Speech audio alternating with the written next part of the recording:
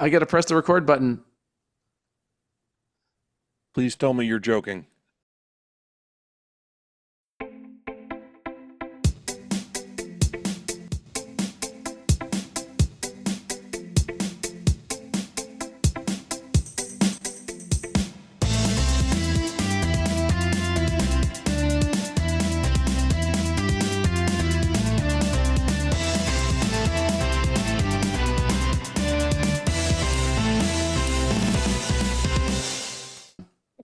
Is a red button pressed? Yes, it is. Thank you. Thank you for checking. All right, gents. More than just a pretty face. Welcome to the Ham Radio Workbench Podcast, your biweekly deep dive on technical topics of interest to the radio amateur. Well, on today's show, we're going to talk about Field Day. And before we do that, first of all, thanks a lot for joining us. We have over 239 episodes in our back catalog. You can check them out on our webpage, hamradioworkbench.com. You can follow us on Facebook. The group is Ham Radio Workbench. And you can join us on our Discord. You can find the link on our webpage, and there's all kinds of folks there who are sharing info about their projects and asking technical questions and talking about portable operating and all kinds of fun stuff. And you can also chat with us live and direct on the Brandmeister DMR Talk Group 31075 and All-Star Node 55915. So in the spirit of today's show being on Field Day, we have quite the crowd here. Just about everybody participated in Field Day one way or another. And so what we're going to do is introduce everybody, do the Workbench Roundtable, then we'll talk about what we did on Field Day and plans going forward. So let's go ahead and start out at the top. Paul, with you, WD9GCO, how are you doing? I'm doing good. How are you? I'm doing great. How are things in the center north part of the country? Warm. Yeah. Yeah. You guys probably really had it warm. Yeah, warm and a bit humid. So, but otherwise doing all right. It's nice Very to have good. a day-to-day tomorrow where I can actually get some projects done. I'm sure we'll hear about that in a minute. Yep. And we're going to now hop over to the West Coast. And hello, Josh, K7OSH. Welcome. Yeah, thank you. Not so special guest number 2 checking in. Yeah, I didn't say either one of you were special anymore. I hope you noticed that subtle little dig. No, it's not a dig. It's actually an honorarium because, like, you know, we're acknowledging that you're normally, like, it's not unusual for you guys to be here. So good save, George. Awesome Freudian slip there, George. What did I say? I applaud you. That was good. That was good. Well, it was a dig. No, it wasn't a dig.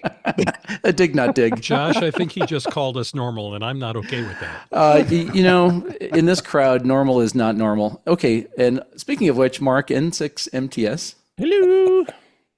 How are you? All doing? Yeah, doing great. Doing great here. How about you on the central Californian coast? I'm doing well. The weather has been pretty mild here in the 70s lately, although I did have a very hot field day. We'll get to that in a bit. You had weather. I'm good. What's that? You had weather. I was out in the middle of a desert, so it was expected weather. Oh, okay. So all right. Yeah, no, it was good. And Vince VE6LK. Hey, Vince. Good after evening noon. I've heard that before. I know. A few times. Yeah, well, welcome. How are things in Alberta, Stan? Things are good. We had a 1-day heat wave yesterday. It got up to 89 degrees on the Freedom Unit scale. So that was quite warm for us. Thank you for translating so I can understand. There you go. We also have Thomas, K4SWL. Hey, Thomas. Bonjour, everybody. Oh, gosh, now I have to speak French. I don't know any French. Pomme frite. Croissant. That's all you need to know. That's all you need to know. Yeah. Beaujolais. And baguettes. So I'm still here in the French-speaking part of Canada in La Belle Province, Quebec. And that's where I spent my field day. I'll talk a little bit about that. But the weather, they had a heat wave here last week, and us North Carolinians were kind of laughing about it because I think that the high got around like 85 degrees Fahrenheit. And that's not a heat wave.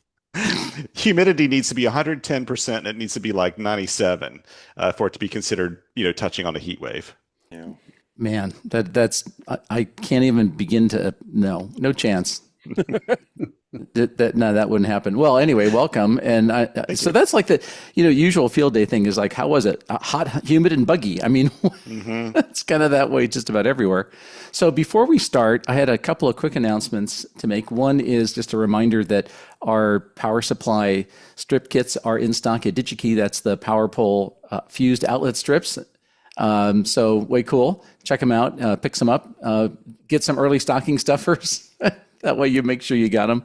The other thing I wanted to mention is a lot of times I find myself listening to podcasts or watching YouTubes like everybody else, and we don't really get a chance to acknowledge some of our other media creators out there. And I wanted to throw three of them out here because it's been on my mind. I've been wanting to mention this. So I thought I'd do this at the beginning of the show. So first off, if you're interested in DX or even not interested in DX, it's so interesting, you should listen to Bill's DX Mentor podcast. So Bill is AJ8B, and Bill actually stopped by and said hello at Hamvention, which was really very nice of him to do that. And I'm not a DXer, but I listen to Bill's podcast because he always gets people on there who know what they're talking about. And it's fascinating to hear about people going to different parts of the world and, all of the difficulty and challenges they go through to get their station set up and where they get the equipment and what kind of equipment they use and all that stuff. So even if you're not a DXer, it's a load of fun. So do check out Bill's podcast, The DX Mentor. The other one that's I know pretty near and dear to a lot of us portable operators is Charlie NJ7V's YouTube channel, which is the All Portable Discussion Zone. And he has a lot of great videos on his own and also does this combo show with some other regulars on there to talk about portable operating. And that's a really fun one. So it's Charlie's always great awesome. Yeah, Charlie's great. And again, what makes it useful and interesting is Charlie and the people on his show do it. I mean, they don't talk about it like, there's a lot of like us. Exactly. Let me tell you about that kilowatt amp that I've never owned. Neither one of those guys do that. And so that's a good one. And there's another thing that kind of occurred to me. This is kind of a commercial plug, but another really good one that I've enjoyed is actually from DX Engineering. So DX Engineering has a bunch of new videos that are hosted by our good friend Mike KI8R. And I've known Mike for many years. He's been a listener to our podcast since the beginning. And Mike does a lot of videos about products and technical information of products that DX Engineering sells. So if you want to kind of find out what some of the latest products are from somebody who's really smart and can share the technical info, check out the DX Engineering, what's new at DX Engineering YouTube channel. So before I shift gears here, does anybody want to throw out any other suggestions and maybe something I missed that's good?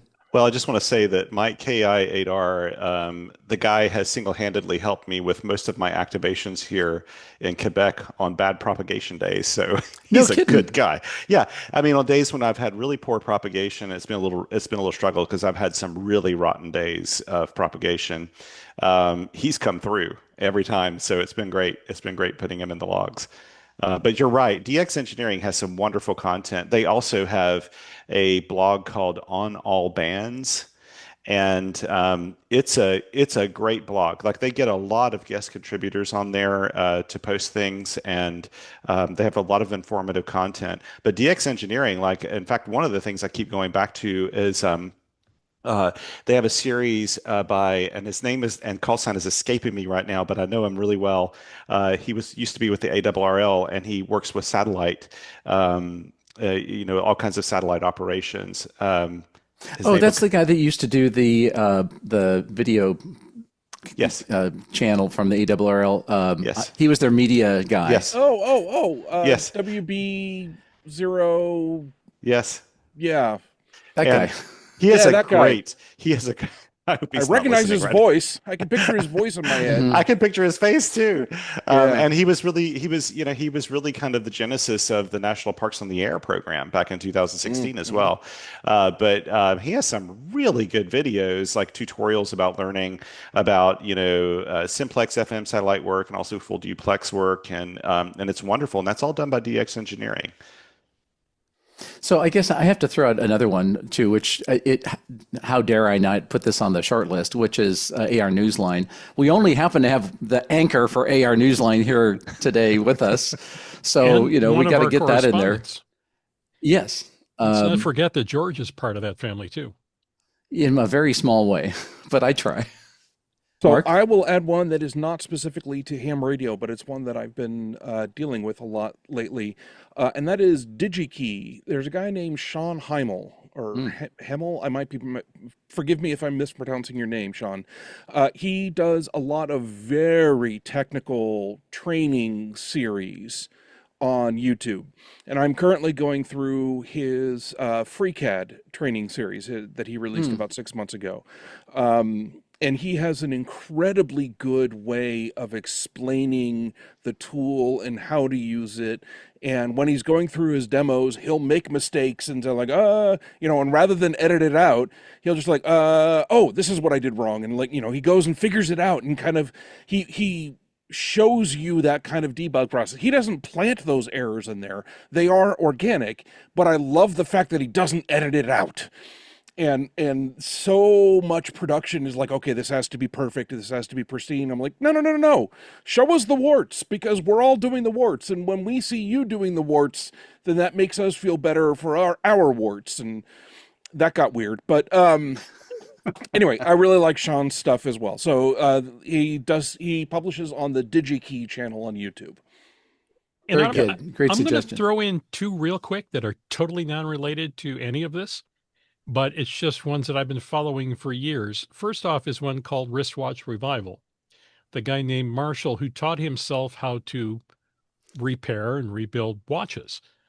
And I just started watching, and he explains everything that he does, and he goes through carefully, and he makes mistakes, and he says what he did, and he backs up. I am never going to take a Rolex apart, but I've been watching him for so long, I feel like I could. Yeah. And he's very relaxing to listen to, and it's very pleasant. The other one has been going on for a long time. It's from Samson Boatworks. Leo Golden is he bought a reasonably famous sailing yacht for $1 like 10 years ago that was in really sad shape. It had won a couple of famous races. So he totally rebuilt it.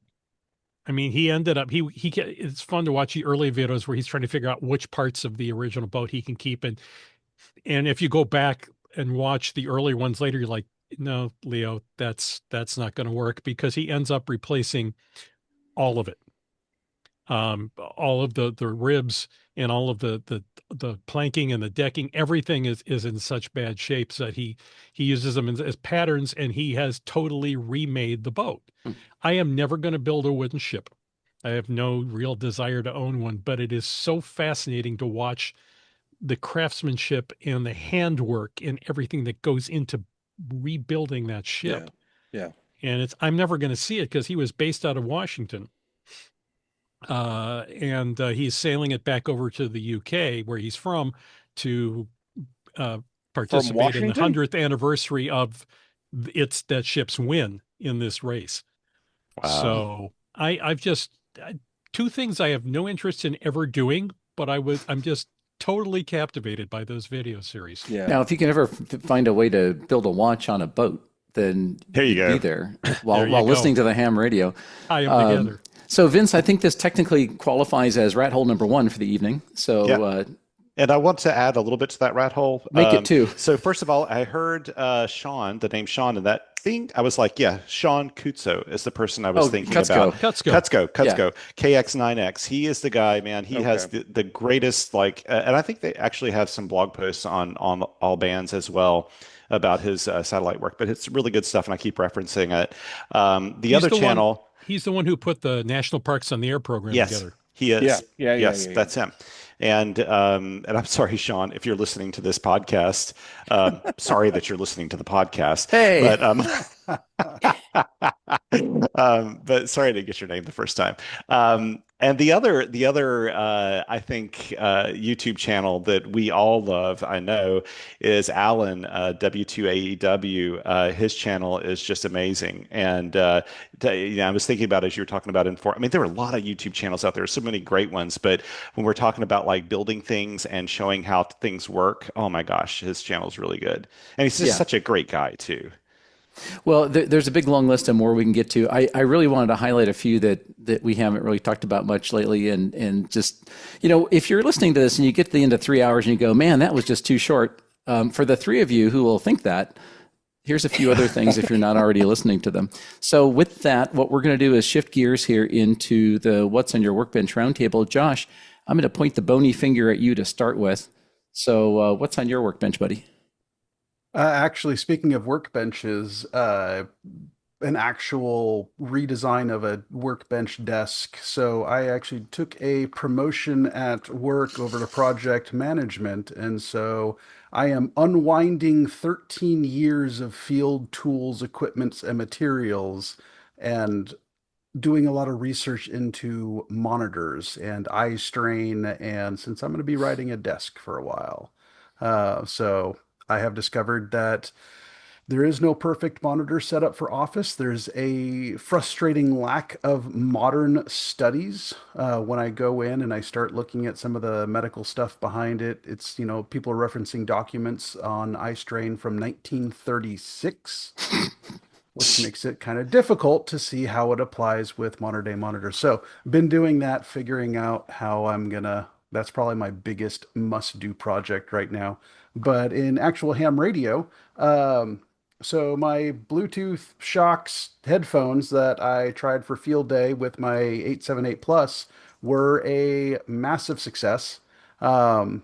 It was like having someone talk directly into my brain, which meant it didn't occupy my ears as much. And So so, normally that's reserved for your spouse.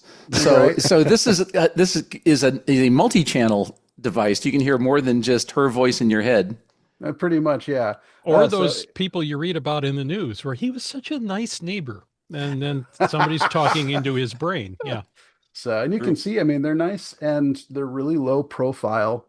So you can put them on and they don't occupy the ear. And so I was able to talk to people. And So there's not even like for a a teeny while, weeny speaker in there. It's a bone conduction thing. So it's a there's bone no. conduction. Okay. Yep. So it doesn't Wow. stick into your ear. It actually goes through the bones directly. And so it meant I was able to monitor everything that was going on, via my HT. And I had the little PTT button that goes with it. And so I just Velcroed it to my shirt on a little loop I had. And so I was able to talk back and forth. The microphone did pretty good unless wind picked up. It's a little bit muffled-ish, but it performed well enough for what I want it to do. So very, very happy with that. And did so well that I'm looking into other models. The nice thing about these are the Open Swim Pros, is they are completely waterproof. So I Mm. really don't care what happens to these because they can handle it. Nice. But they have like the Open Comms 2, which actually has a little boom mic, and I didn't want to go that nerdy. Oh, I did that thing where yeah, there we go. Um, and then the Open Run 2, which I'm also looking at, where it has both bone conduction and basically speaker that points back towards your ear. So I'll play with those. But I wanted the rough, tough, I can handle anything. Very, very happy with that. Yeah. I can't remember if I talked about that vertical 12.3-inch touchscreen USB-C Yes, You monitor. you did. you mentioned it. Okay, well, I've continued using it and I just could not be happier. I just really need you to make that dark mode Oh, for the official station for controller. the station controller, yes.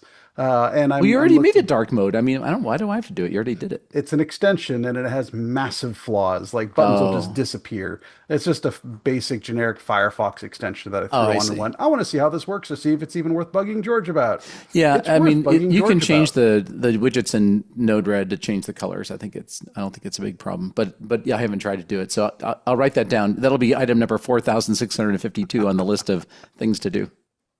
Yeah, so just in really enjoying the station controller and just yeah, that particular screen, seeing where I can fit it into my new desk setup.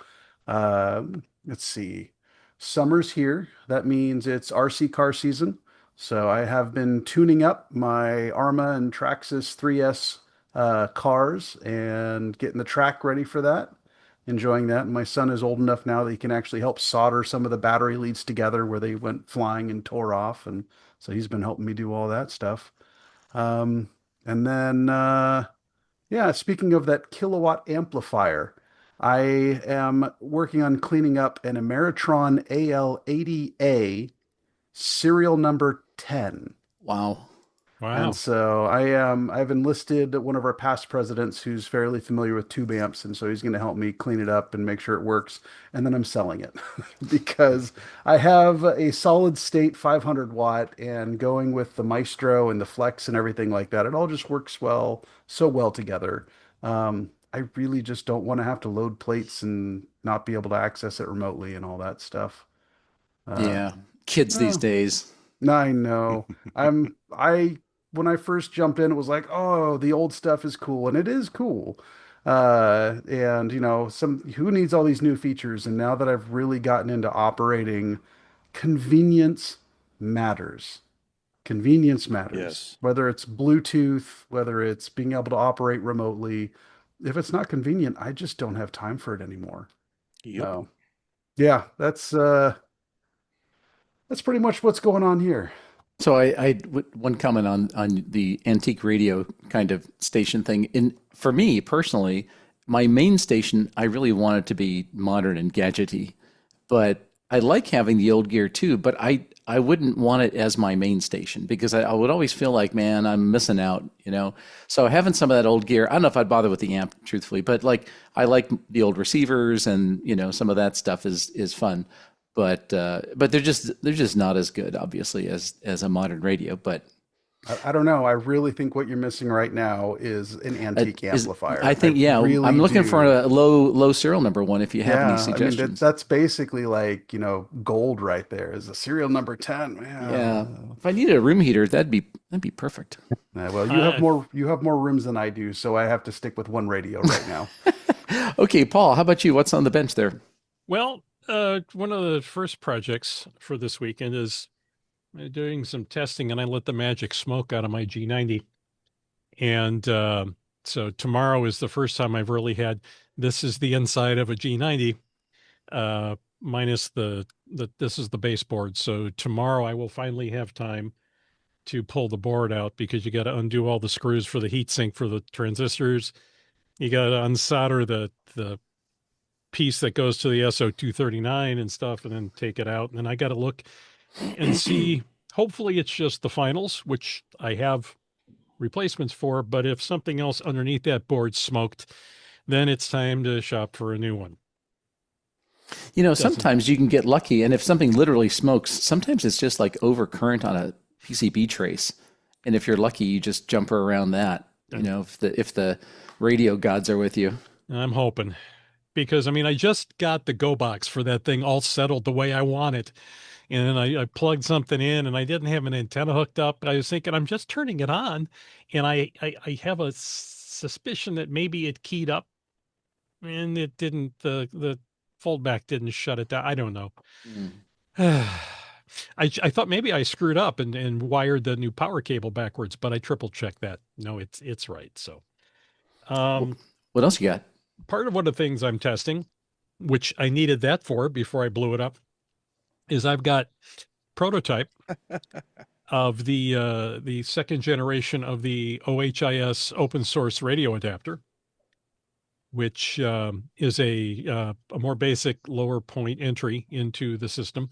So I'm working with Mark on doing some testing on that to see how that works. And as you can see by the logo here, I'm fully on Team OHIS. So I need to send anything him I a else saw you need. you at Hamvention. I know you're fully on Team OHIS. Yeah. So, Josh, I don't know if were you gonna mention the OHIS stuff for Field Day in our plans? No, well, I Oh, didn't want to point the finger at Mark for, Oh boy. failing to get us, sell us, redesign the field day contesting station. But I am very excited to get a field day contesting station for next year. So, Contesting Mark, console. Yeah. contesting console, we need 2.0, and We'll we get to need it that by when it's next my year. my turn for Workbench. all Yeah. right, Paul. What Okay. else? I'm trying to jump in with both feet into digital world here. I'm just set up one hotspot, I think, properly for D-Star, which will finally let me use my fancy, expensive Kenwood HT. Thanks to George's help, I got a DMR one set up on the Brandmeister network, and he helped me figure out how to program my 878. And I've got an All-Star one. So I got a whole bunch of little pies sitting up on a shelf now. So we'll see how that all goes.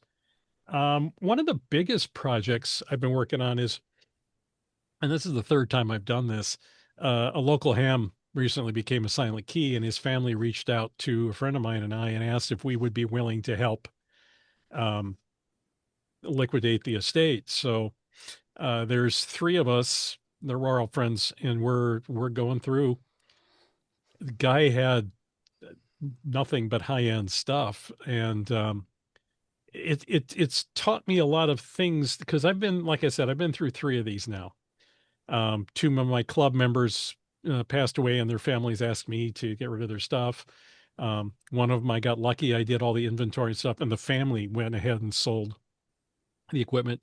The other one, the family asked me to, and that took a year and a half. But this time I'm paying more attention, and I'm learning things that we all should be thinking about. And that is, as I'm sitting there looking at everything around him, I'm starting to think about what did he maybe have a subscription to Hmm.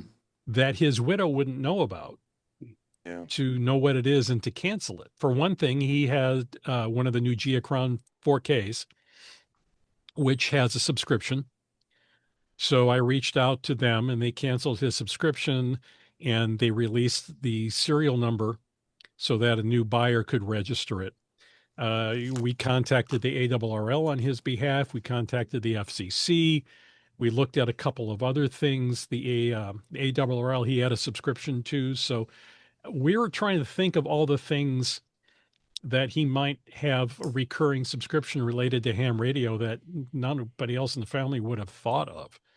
And that's one thing you should probably consider is making notes for the family, not only about a rough idea of what you've got and roughly what it's worth or who you think should handle it, but also I've got all these things subscribed to. You need to tell these people when I'm dead. Yep.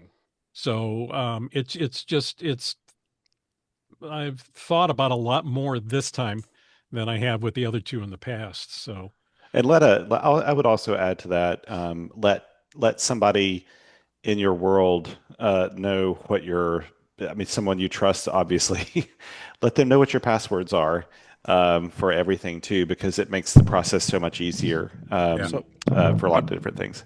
I'll give you a much better solution to that one. Use a password manager and set up an emergency contact. Yep. my So wife and I share a family one.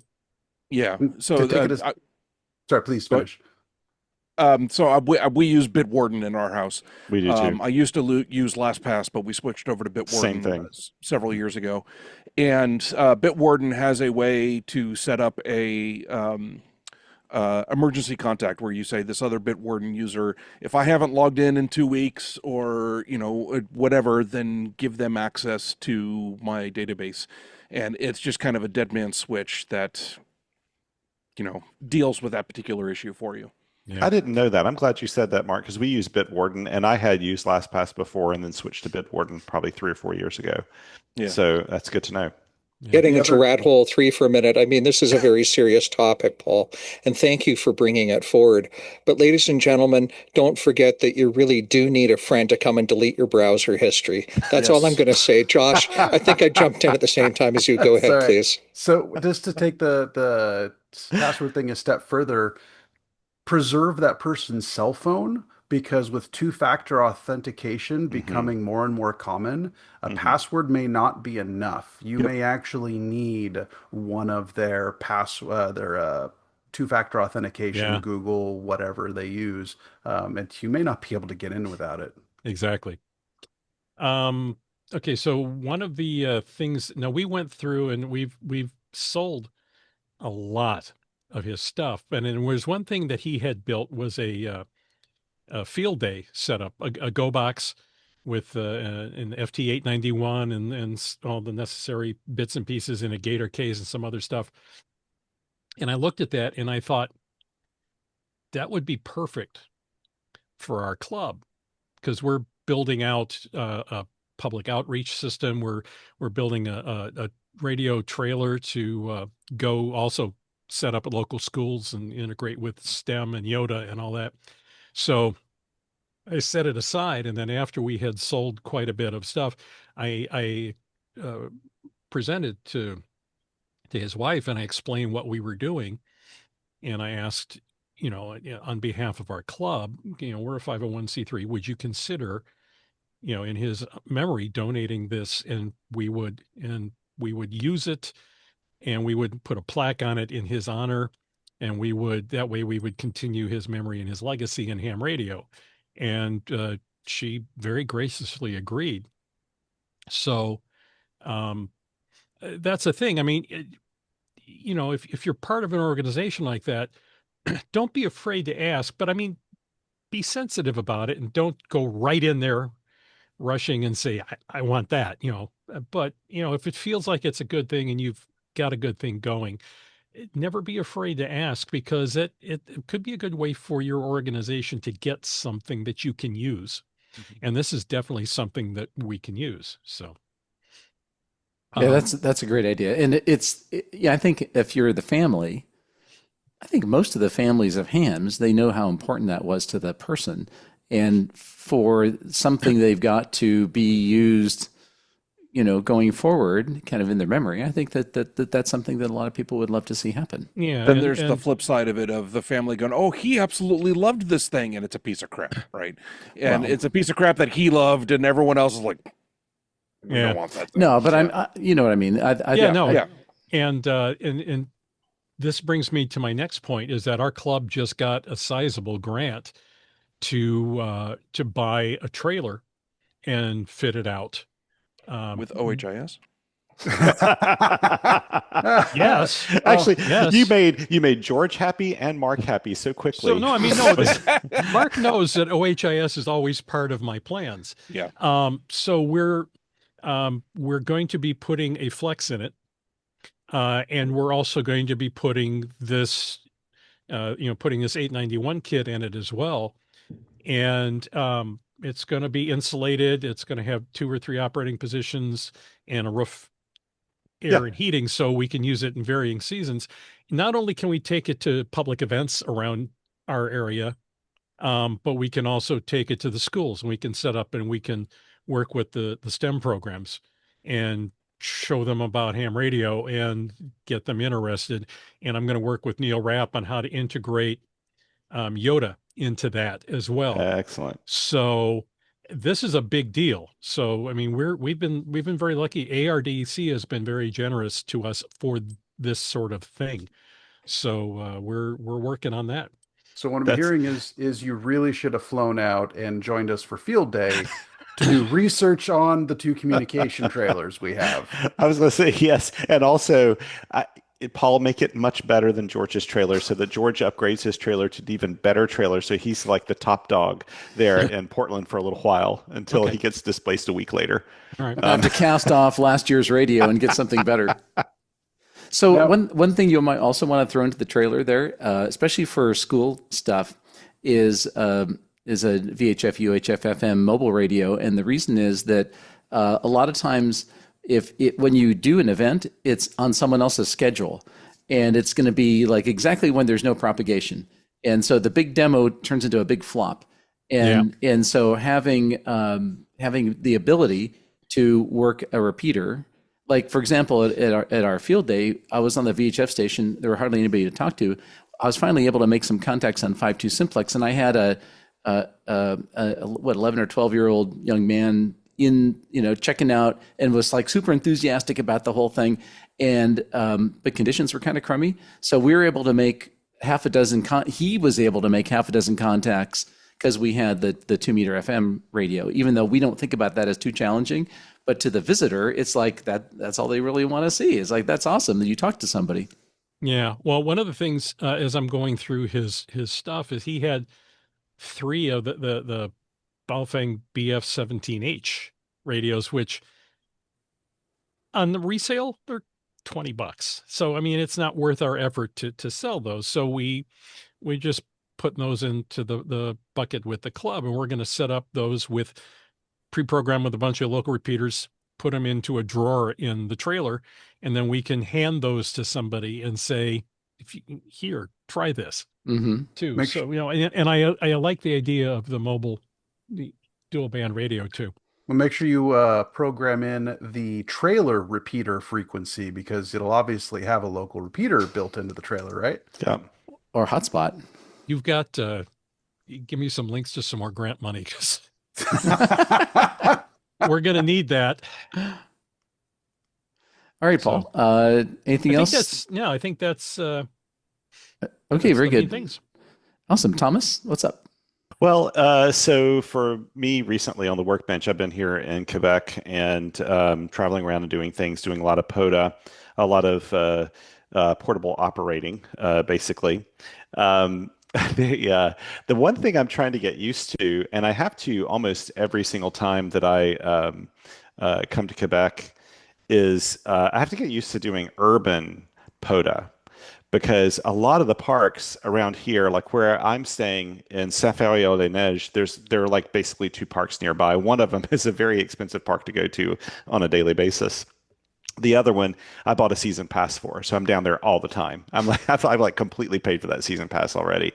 Otherwise, we head into Quebec City, where there are a ton of parks, but they're all urban parks, and I've learned how to do POTA in an urban park, but I try not to draw a lot of attention. I try to stay really low impact. I try not to use antenna lines and, not put things in trees or big masts or anything like that, because a lot of these parks have not been activated that many times. Like they've had some activations, but not enough. Not like at some of the parks in the States, where almost any day there's going to be some amateur walking in there doing a park activation. So I've been trying to get used to that and learning new ways to do that. In fact, one way that I've used now twice is this is the base. This is the base of the Elecraft AX3 portable antenna, and it's a great antenna. It's a 4-foot whip. Not an ideal thing when propagation is crappy, but it has worked for me. And people often say, "Oh, Thomas, everybody knows your call sign, and they got you in ham alert and blah blah blah blah blah."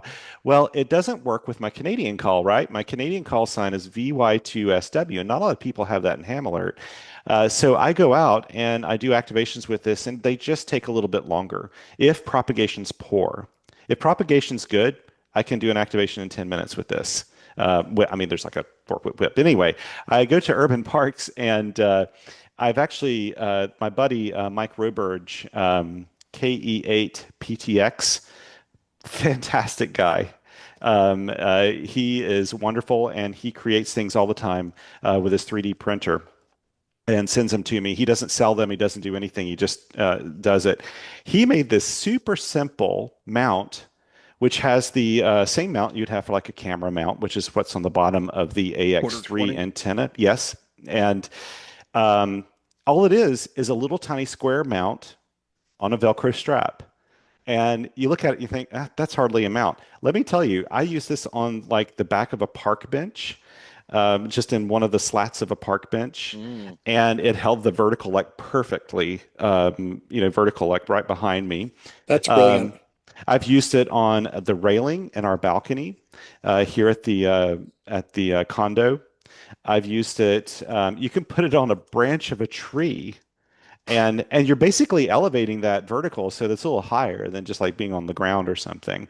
And this thing has worked like mad. It's been great. And he also made one that's a simple. This is 3D printed, and it's a little clamp that opens up wide enough that pretty much any picnic table you go to, you can clamp it to. And I did that recently with an activation. And so these are ways you can go into a park. And one of the parks that I've been activating the most has been, it's one called Cap Tourmente, and it's a national wildlife refuge in Canada, and a part of, not Parks Canada per se, but sort of in that same family. And they really don't, that's not the type of site you want to go stick stakes in the ground and do things like that. They're all about preserving the, the ecosystem around there and everything.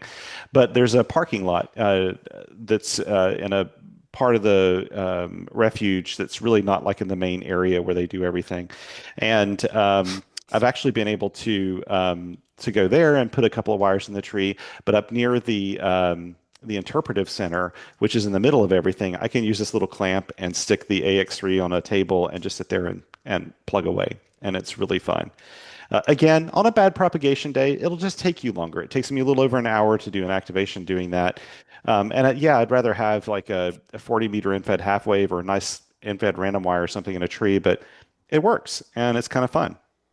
A quick question, at risk of rat hole number 3 here. The whip is four. The whip is 4 feet long. So do you mostly use that on 20 meters? No, so the coil that's in the base of this is designed to go down to 30 meters as well, without having to add on any extra coils or anything to it. So it'll do 30. Of course, it's not efficient at 30 meters, but I've made contacts with 30 meters. And in fact, this has saved me in an activation going down to 30 meters when 20 was acting up. And I was able to go down to 30. But on a day when you have good propagation, this runs, I mean, this does from 30 up to 10, I believe. And then how big a counterpoise wire do you put on that? I think it's like I haven't measured the one that they, because they ship 16 two. feet. There's a 16 and like a 40 meter quarter wave, 33 feet. Version. Yeah, I think it's 16 that they put in this one because to do 40 on this, you'd have to add that AXE coil to this. Yeah. But, and like I said, it gets the job done. When you go out and it's super low impact, nobody can complain about you attaching this to a picnic table, and there's no impact on the ground, the environment, nothing.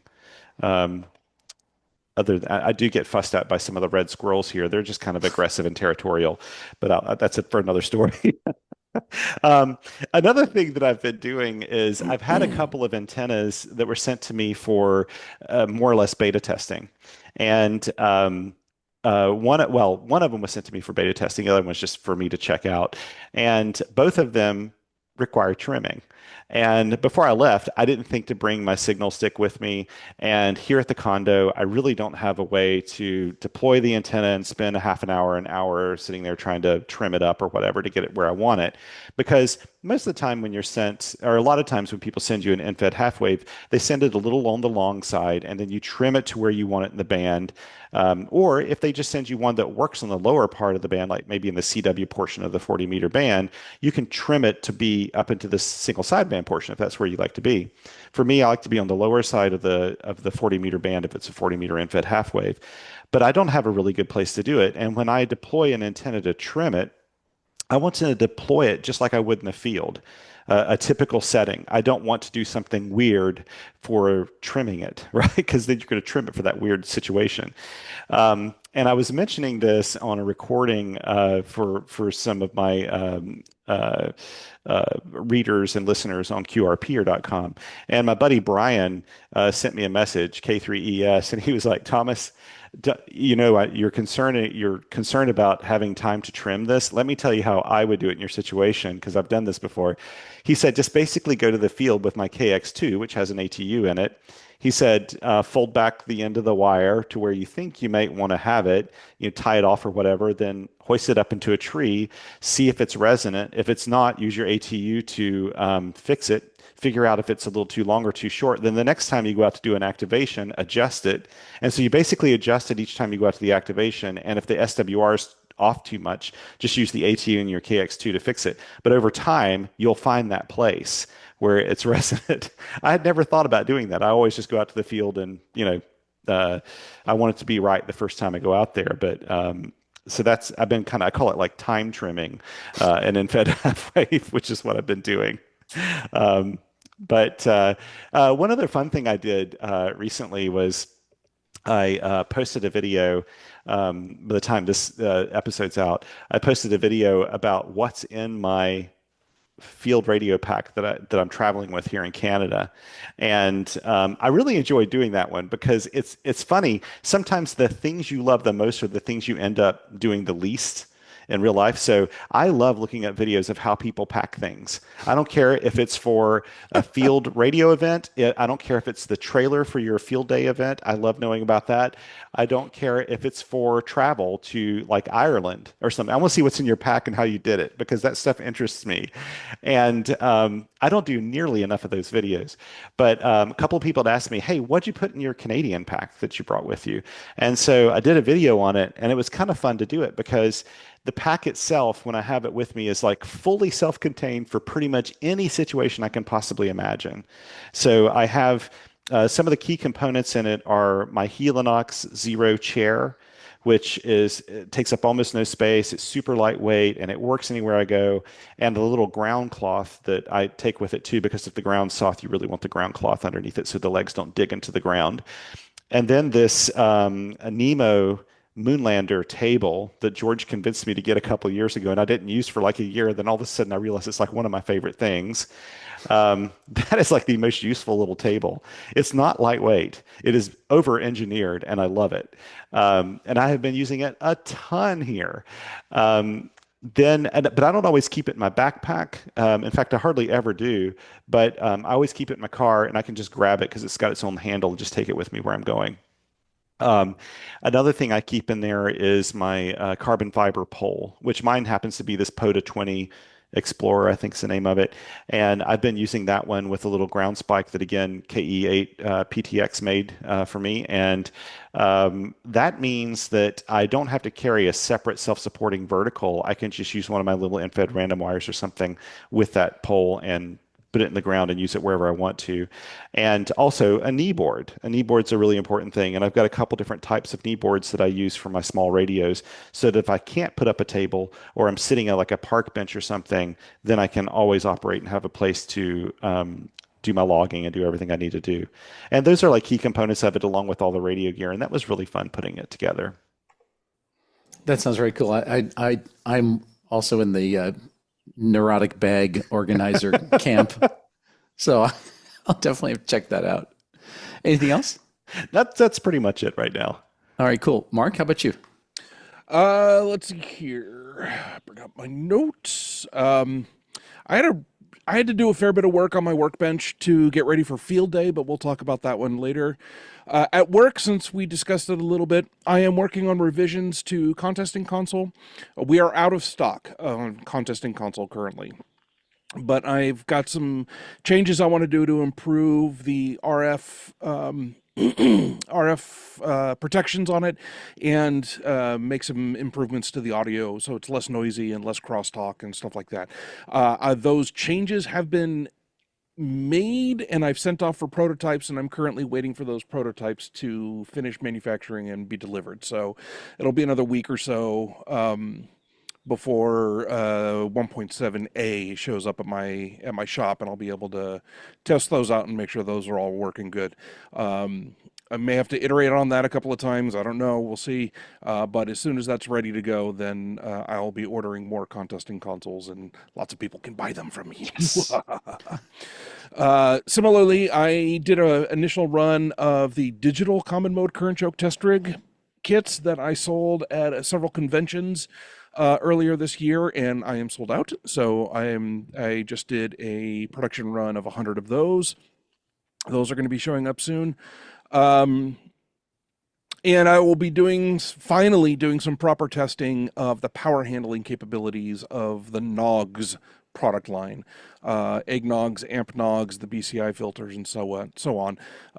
I ended up being gifted an HP power meter from a friend of mine who gave me the important part is actually the probe. For those who know HP, it's an 8284B or an 8482B. I can't remember which way it goes, but it's one that'll do many watts and stuff. It's perfect for my use case. And I thought that they just gave me the probe, and so I went out and bought a 437B meter, which is the part that goes on the bench. And then the probe is kind of the more expensive, harder part to come by. Turns out he did give me a 436B, but I didn't know that. I couldn't find it in my house until I had already gotten my 437. So that's the way it works. Yeah, that's how it works. Yeah. So I now have a 436 and a 437. I'll be using the 437, and I'll be able to take some very precise power measurements on various different things, which is kind of one of the things that I've been blocking me on testing that stuff, is that I didn't trust any of my power meters. This is an RF power meter. Correct. Oh, okay. And Mark, it sounds like this was free as in like beer. It was free as in beer. It was free as in very inexpensive puppy, because I thought that I didn't actually end up needing to buy the 437, which is the part that goes on the bench. But I did end up buying it. So kind of free as in puppy, but definitely free as in beer. That's your own fault. It is. You had the other thing. Exactly. Yeah, it is. So the other thing that I've been doing is I've been playing with audio isolation transformers, and I use audio isolation transformers in a bunch of my OHIS products. And I got a report from one of my users saying, yeah, the audio going through the OHIS setup was really kind of, affected. It was changed. The color of the audio changed. I'm like, dude, this is communications quality. I'm only expecting 300 to 3,000 hertz. This is not hi-fi gear. But he's like, oh no, like the 10 kilohertz and above is rolled out. I'm like, okay, whatever. But so it got me thinking about it, and I wanted to go measure various different audio isolation transformers and actually compare the data. And so, as Marcel accused me of doing, I'm going to go science the crap out of this. And so I made a little board that would take multiple different footprints of audio isolation transformers, and with BNC connectors on either side. And so now I have these various audio isolation transformers connected up to a signal generator and an oscilloscope that is known as the Analog Discovery 2. So I have them hooked up to my AD2, and I'm using the network tool inside waveforms, which is basically turns it into a vector network analyzer. Except that it's only a 2-port. It cannot measure reflected, so it's not a full VNA, but it will measure through response, which is all I need for measuring the transformers anyway. So, and the reason I'm using that instead of a real VNA is because the Analog Discovery 2 will go all the way down to DC. Most vector network analyzers are only meant for RF, and so when you're down in the hertz and kilohertz range, they don't function down there. So I needed something that would couple all the way down to audio. And so the AD2 works great for that. And so I've been measuring a bunch of those, and they're not nearly as bad as I expected it to be. So I'm kind of happy about that. But so I'll be publishing all of that data on the OHIS forums soon.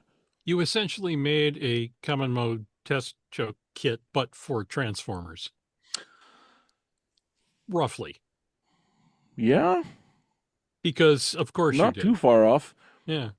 I mean, it's not converting from differential mode to common mode, but it is in that it is allowing you to connect things that normally don't connect well to a vector network analyzer. You made test circuit boards to test out different transformers. Yeah. That's a new product now in the Halibut Electronics line. No, it is not.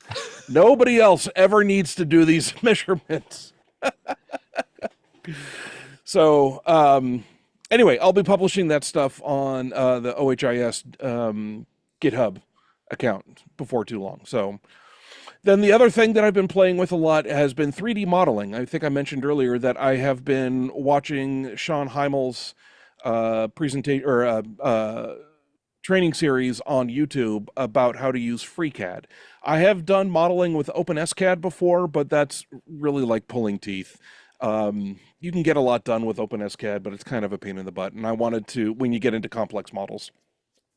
And so I really wanted to learn how real 3D modeling works. And because I'm cheap, I wanted to use FreeCAD. And so, yeah, his series has been wonderful. It's been very helpful. I think he has other series as well, like one on KiCad. I've never watched it, but I know he has some very deep, nerdy series, like one on FreeRTOS and one on Zephyr and a bunch of other really nerdy microcontroller programming kind of stuff that I really enjoy.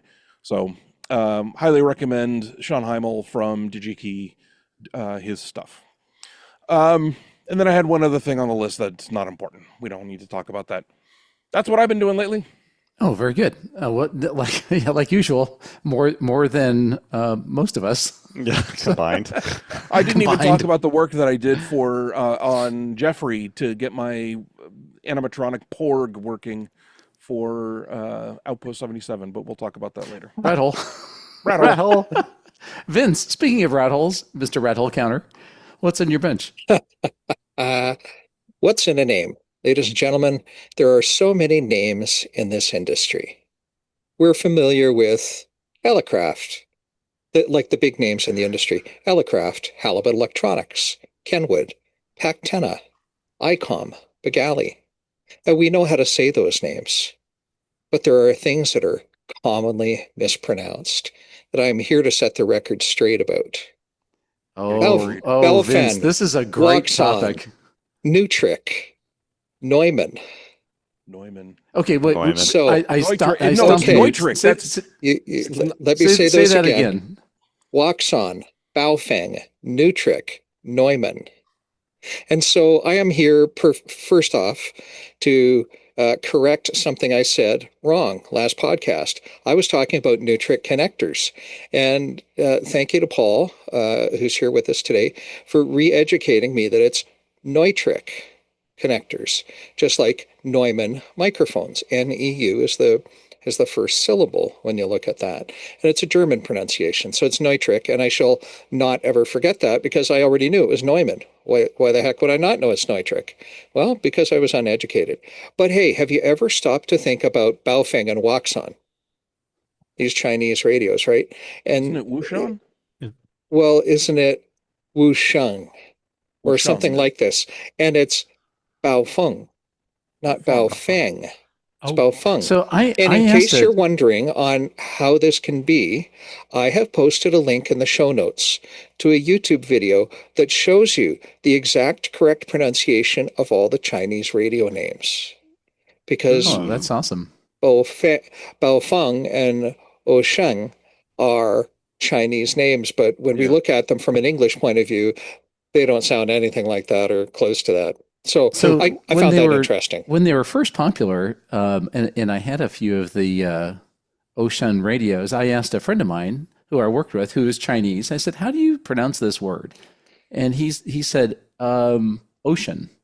It was a little bit of broken English, but the closest pronunciation was ocean. So how, like the sea. So how close is that to correct? Ocean is what. Or Ocean. You'll have to play the YouTube video for yourself to hear it. And if I had thought about it, I'd have it queued up and I could play it right now. But anyway, I popped a link to the YouTube video in the show notes. And if you're thinking this guy does not know what he's talking about, there are out on the Googles, you can find a recording of 4 Baofeng sales reps being asked this question at a trade show, and they go, "Okay, guys, in 3, 2, 1," and they all say it together, Baofeng. So okay. Now, of course, I'm going to continue to call it Potato Fang because it's a $20 radio, but that's Vince's choice. Anyway, so common mispronunciations. It's more of a comment than Anyway, yeah. Tell me, they actually try to also tackle the company everybody calls Zygu. Zygu wasn't listed. Was it not? See, I've always called it Shegu because that's what I had heard, but I always feel obligated to call it Zygu too because that's what everybody refers to it. And then if you go over to the UK, everybody calls it Zigu. And so No, I think, I think, I it's think like you're three right different with names. the J. Yeah, I think it's Yeah. like Shigu. So So- anyway, set the record straight. It's Neutrik, and I shall never forget it. And I appreciate the education. So that I want happened. to appreciate this as well because I've also never understood how to pronounce it. I've always like Neutrik, Neutrik, and so no Neutrik. That's very good for me to know now. Yeah, Because I use their connectors too. Decades in the pro audio world. yeah. Yeah, Now Switchcraft is a whole hell of a lot easier to pronounce, but it's not nearly as much fun to say. that's true. So Okay, and don't forget Paxiena. shut up. Paxiena. Well, no, my phone keeps wanting to correct it to Pacteba with B's Pacteba. instead of the N's. So, like in my head, it's Pacteba. Okay, Vince, what else you got? So literally on the workbench, I have a new radio. And so, oh, by the way, and then there was one remaining ham radio workbench host who shall remain nameless, Thomas, who doesn't own a Flex radio yet. And so Your club has one. Close enough, Paul. I managed to pick up a Flex 1500 for a good price. It came from a Silent Keys estate. So I pulled it apart and looked at it inside. First off, incredibly designed 2 circuit boards, nice connector between them in a nice extruded metal case.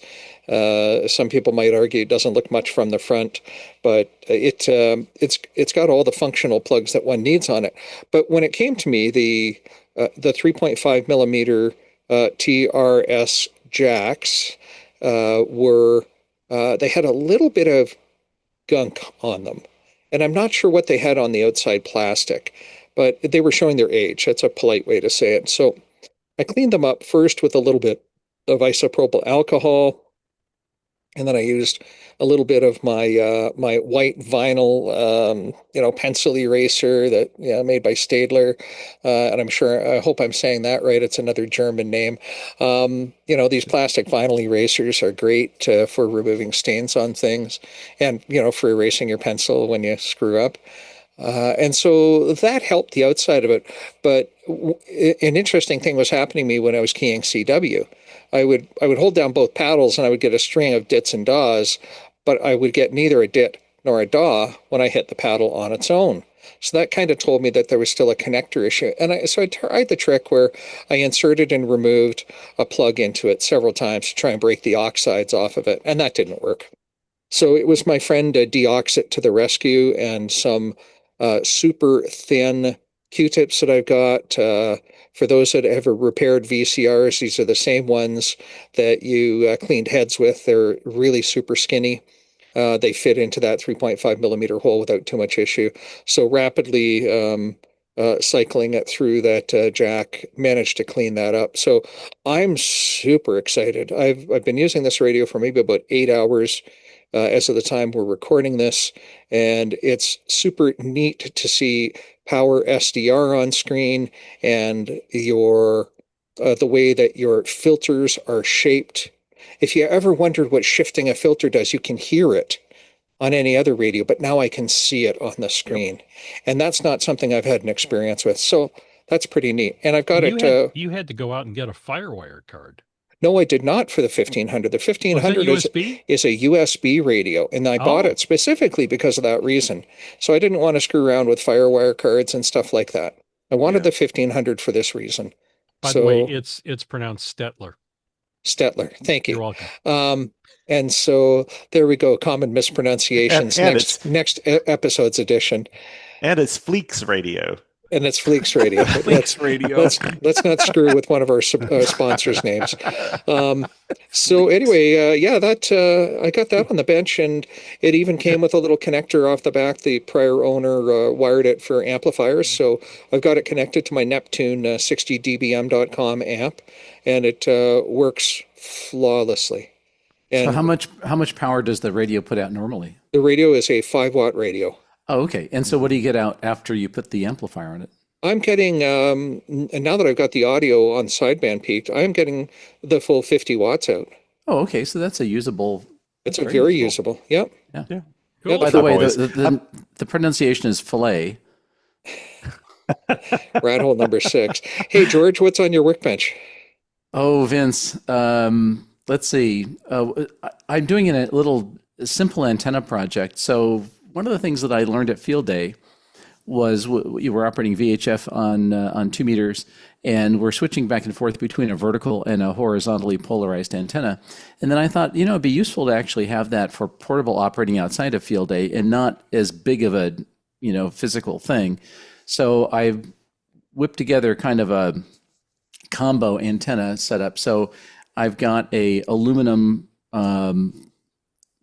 pull kind of Japanese mast. So it's very nicely made. When you extend the whole thing, it's about 15 feet tall, and up at the top is a mobile mount clamped to it. So it's an SO239, so I can screw any VHF, UHF mobile radio on the top for the vertical. And then I've got this nice portable 3-element 2-meter Yagi that, well, again, is a Japanese product that all screws together as a unit, and that will clamp to the mast as well. So I can do 3 elements horizontal or the one vertical, and then bring the 2 coaxes down to an AB switch that I've got as one of the station controller options, but it's now going to be portable.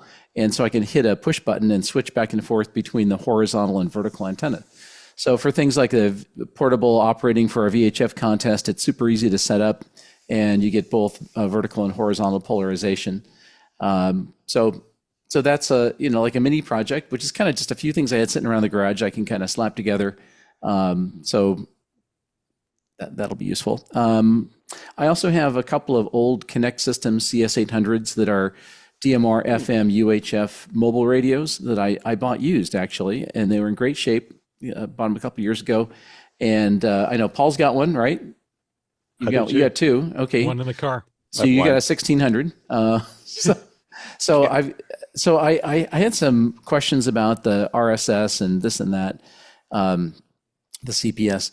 And so I shot an email to Connect Systems. And the reason I'm mentioning this is because the guy who runs Connect Systems is a fellow named Jerry. And I sent Jerry an email, and within like 10 minutes on a Sunday night, Jerry responded with an answer twice. And I got to tell you that every time, this has been like the third time I've actually emailed with him about something, and his response was always very fast. And the last service thing I did with him was like a year and a half ago. When I first got him, there was something wrong with the programming, and it was bricked, and so he has to reflash to get the thing to come back to life. So I sent the radios to him, and he reflashed them and sent them back, and he charged me for postage. And I said, cool, how much is it to fix them? He says, oh, no, we're not going to charge you to reflash them. That's fine. So, if you're going to buy his product, which is Connect Systems, or an Anytone radio or a G90, all of which he sells, consider going to Connect Systems, because Jerry provides fantastic support. Yeah. So Jerry was in the booth next to me at Pacificon last year. Oh, no kidding. And we got to chatting. He is good people. He's definitely good people. He is. That's awesome. Yeah, really high marks. So let's see. The other thing is I'm trying to figure out what radio setup to take camping. So Field Day is a good experience, except Field Day is kind of like the mobile Hilton of portable operating. So I'm trying to figure out what the right subset is for general camping this summer. The trailer, obviously. Yeah. So you can sleep in your. Just think how much camping gear you can put in that trailer. Yeah. But we're going to have a different trailer. I mean, so we got the radio trailer, but we need a camper. So if something goes in the camper, it's going to be a different setup, and not going to be a flex. Or a fillet. It's not going to be something big. The other thing is we're actually cranking out more Pactenas, which we never have enough. So we got a bunch coming. Nice. And also when we were at Hamvention, we talked about the station controller and iShare radio. And fortunately, I've been selling more of the station controllers, but I've got a bunch of people who are interested in the iShare radio thing, which basically lets you take your fillet radio and have multiple users log in with their own credentials and schedule access and control the radio so people can't go out of band and transmit too much power, et cetera. So the software is not released, so that's coming. And so anyway, that's that's something that's kind of high on the priority list to get squared away. So that's all, that and field day, and we'll get to field day in a few minutes. So what we're going to do is take a break, and when we come back, we're going to jump into what we did on field day. So with that, stay tuned. We'll be right back. Well, the fourth full weekend in June is field day. And field day for me is the best operating event of the year. I know it is for a lot of people because it's a combination of radio and camp out, and it's hard to beat that. So what we're going to do is a roundtable where we're each going to talk about what our field day experiences were and what worked and what didn't work. And then we'll come back and do maybe a little more discussion around advice for people doing portable operating, and particularly around field day. So to kick things off, Josh, I want to toss it to you and tell us about your field day. All right. So we were at the top of Larch Mountain here in Oregon, and we are one of the lucky few to be grandfathered in to be able to use this particular lot. It's the emergency setup lot for the U.S. Forest Service. So we ran a 4 Alpha this year, plus a VHF station.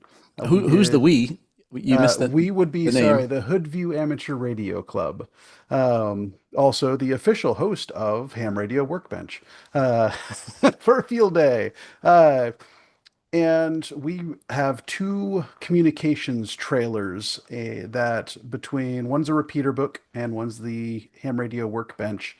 They both have 2 stations in them and such great flexibility. They all have bandpass filters, and we're able to switch between the Flexes and the 9700s. Garrett's has a 710 as well, and George has another 7300. And then we also ran a CW station outside George's trailer, and we have the K3 for that. And I'll let you go on and on about that later on, George. But it went quite well. We had about 30 plus attendees, and most of those stayed overnight. So it was a big camping. We had a lot of RVs there. We had a couple of tents there, which presented its own unique challenges. I think next year, part of Friday's setup is going to be everyone turning everything on and figuring out where all the noise is coming from, rather than doing that Saturday morning. So that was Seems like a something we good plan. definitely ran. Yeah. But we did 221 CW contacts, 250 phone contacts, and 131 digital contacts for a total score with bonus points and everything of 2,898 points, which was pretty good considering the band conditions we were dealing with, because it was not great. But the buddy hexes really shone through with their performance and their easy up, easy down, and just such a joy to operate. So we ran all of that with less than 100 watts and completely on battery and solar. We did logging again this year with N3FJP, although we cut out Arden this time.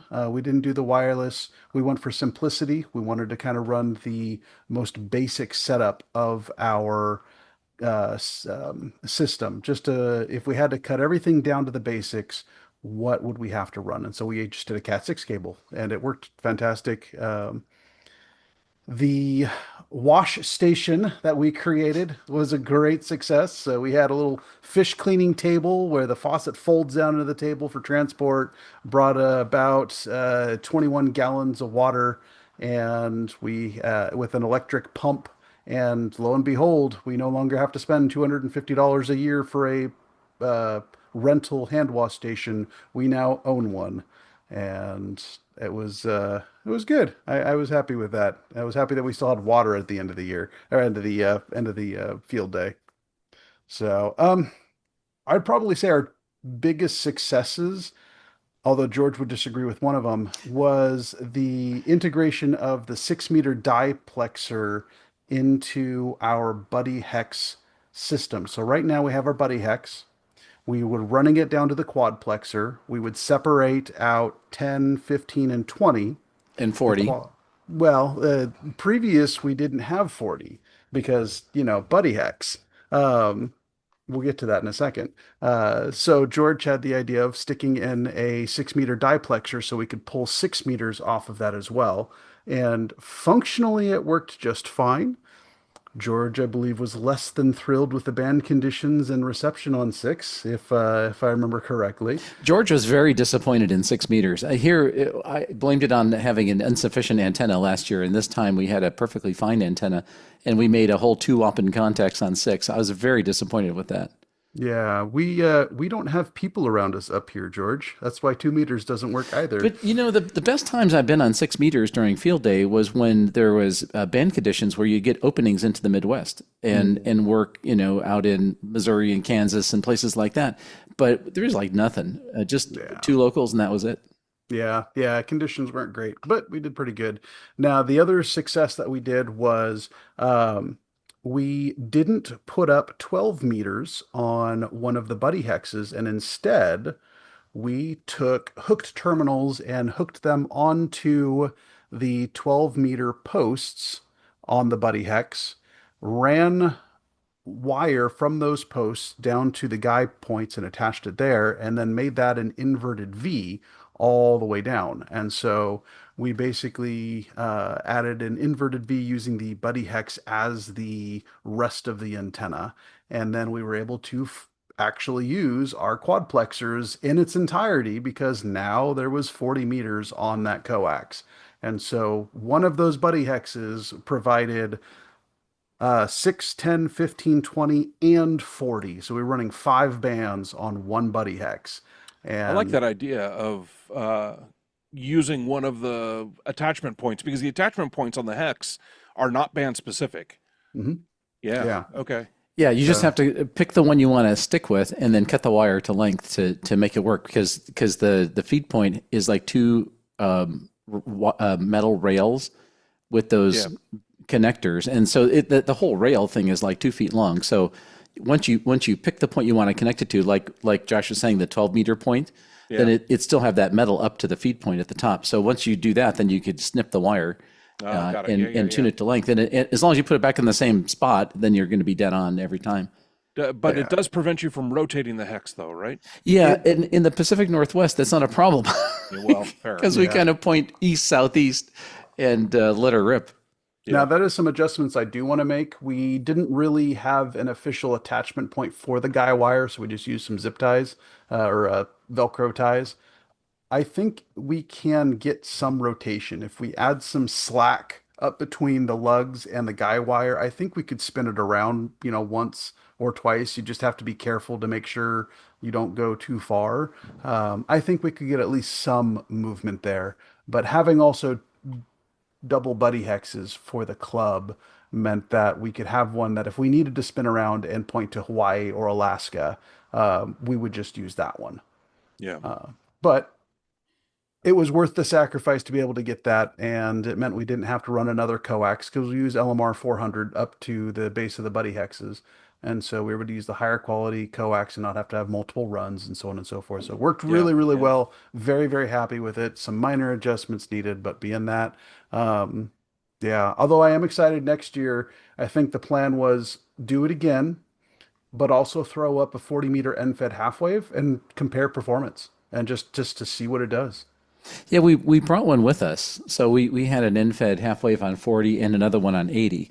So we could have done it if we had thought about bringing the switch to AB it. But I think that'd be a great experiment to try it out. I was going to say, I know a guy who makes those. Yeah, so I've heard. Yeah. Guess where we're getting it for next year. The stations were so busy all the time. I think by far this was one of the busiest field days for radio activity that I've had with this club so far. We actually used our sign-up sheet and it needed it. Oh, well.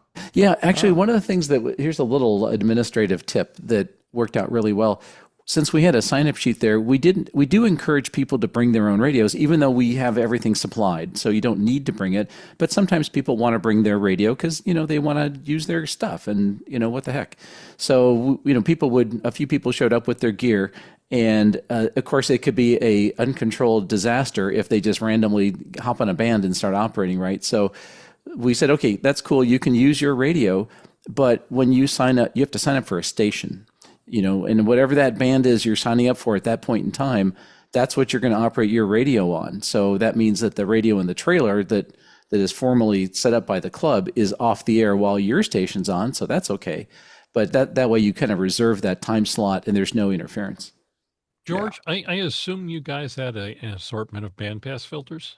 Yeah, we do. So there's a set of individual bandpass filters that the club owns. There's at least one set. Josh, is there one or two? There's sets? one full set individual, and then they have, or we have one all in one unit where all the bands are in one automatic switcher. Okay, because we were discussing that. That's something we really need to get for next year. Yeah, absolutely. If you're running a quadplex or triplex or anything on a buddy hex, yes, you need the band passes.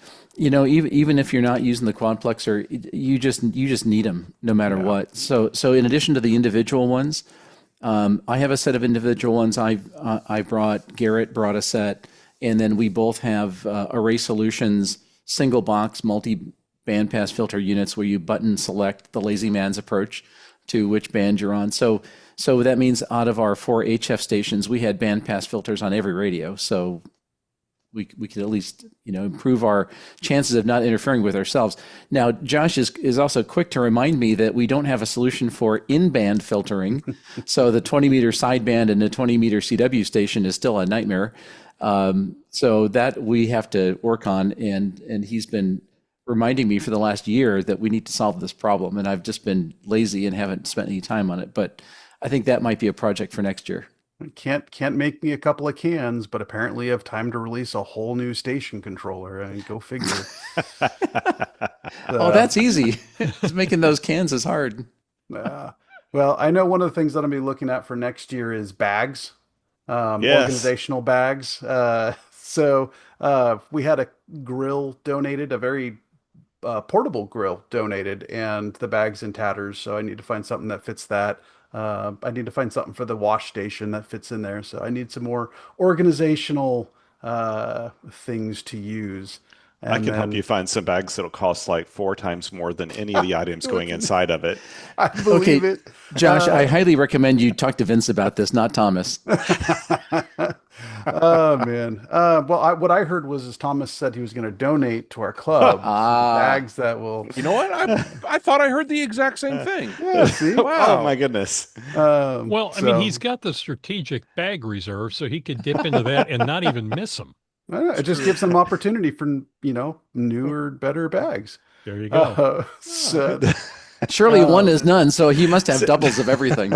Yeah. So the other thing I'm going to poke George about is installing Cat 6 jacks in his trailer so we can plug the Maestro in without having to string Cat 6 across the trailer. Because for whatever reason, that Wi-Fi was just hating life. For I don't know, it would go from full great signal, and then it would drop to a single bar, and the Maestro would freeze a little bit. Imagine that.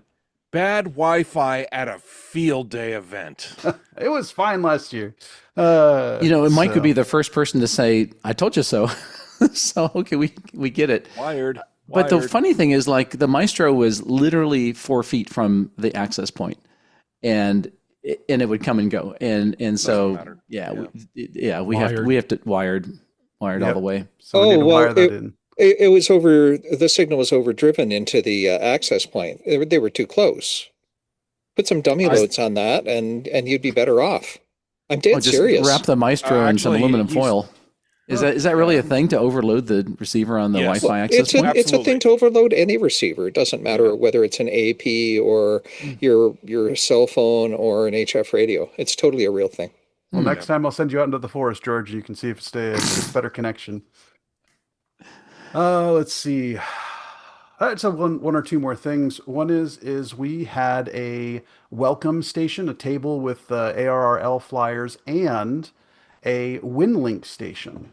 And that was a huge hit. We had quite a few people come over and ask our WinLink expert, Alan, about how to use it. A couple of families, homeschool families, came in. They got to see it. They loved that. It was a great, easy way to just show off something that is ham radio, but not radio. Not radio, not voice, not audio. It's more computer email type stuff. And I think we had a perfect radio for that. It was a G90. It was. So, 20 watts, WinLink, no problem. Not to rub it in, Paul. Yeah. Smells like burnt radio. Right. So for future stuff and other people out there, just going to jump to the second area real quick, is having good leadership makes a difference. I had a great team around me, and that really helped. I think people are getting comfortable with me at the club because I definitely had more people going, "Hey, can you go take care of this situation?" than ever before. Nothing major, but being able to have the strong leaders around me, be able to go have maybe some awkward conversations with people to make things for the better of the group, if you will. Um, that really helped out.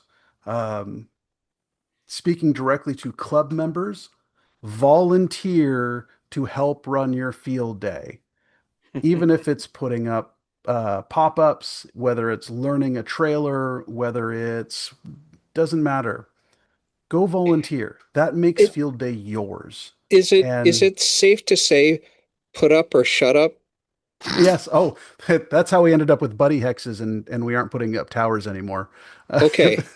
Okay, in our club, just to jump in for a second, rat hole number Yeah. 6, we have a problem getting people involved to the point where the committee has been disbanded because Mm, we were tired of doing all the work and people just kind of showing up, and so we disbanded it. And we were like, if you've got an idea for improvement, bring it forward. Nobody did. Okay, well that's fine. Then we'll just shut it down. It's yeah. an unfortunate situation. So, yeah, put up, volunteer, make it better for everybody. Please go ahead, Josh.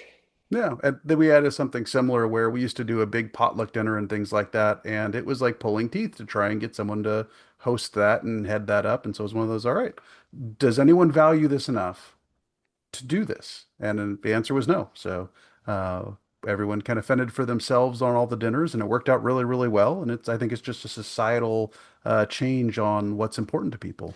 I think it depends on the group because I know that there are some radio groups where they'll have somebody who is like the food guy whose favorite thing in the world is to barbecue and so that club's gonna great feed, right? That just happens to not be our club. That was But me at the Wildflower Triathlon for about 15 years. Yeah. so it's like different things change, right? People come and go, and they may not be the person that does that. There may be nobody in the club that wants to do that anymore, and there's nothing wrong with that. I think Vince, your point about like, well, we're just not going to do this anymore. Sorry for the quick rattle. This is number 7.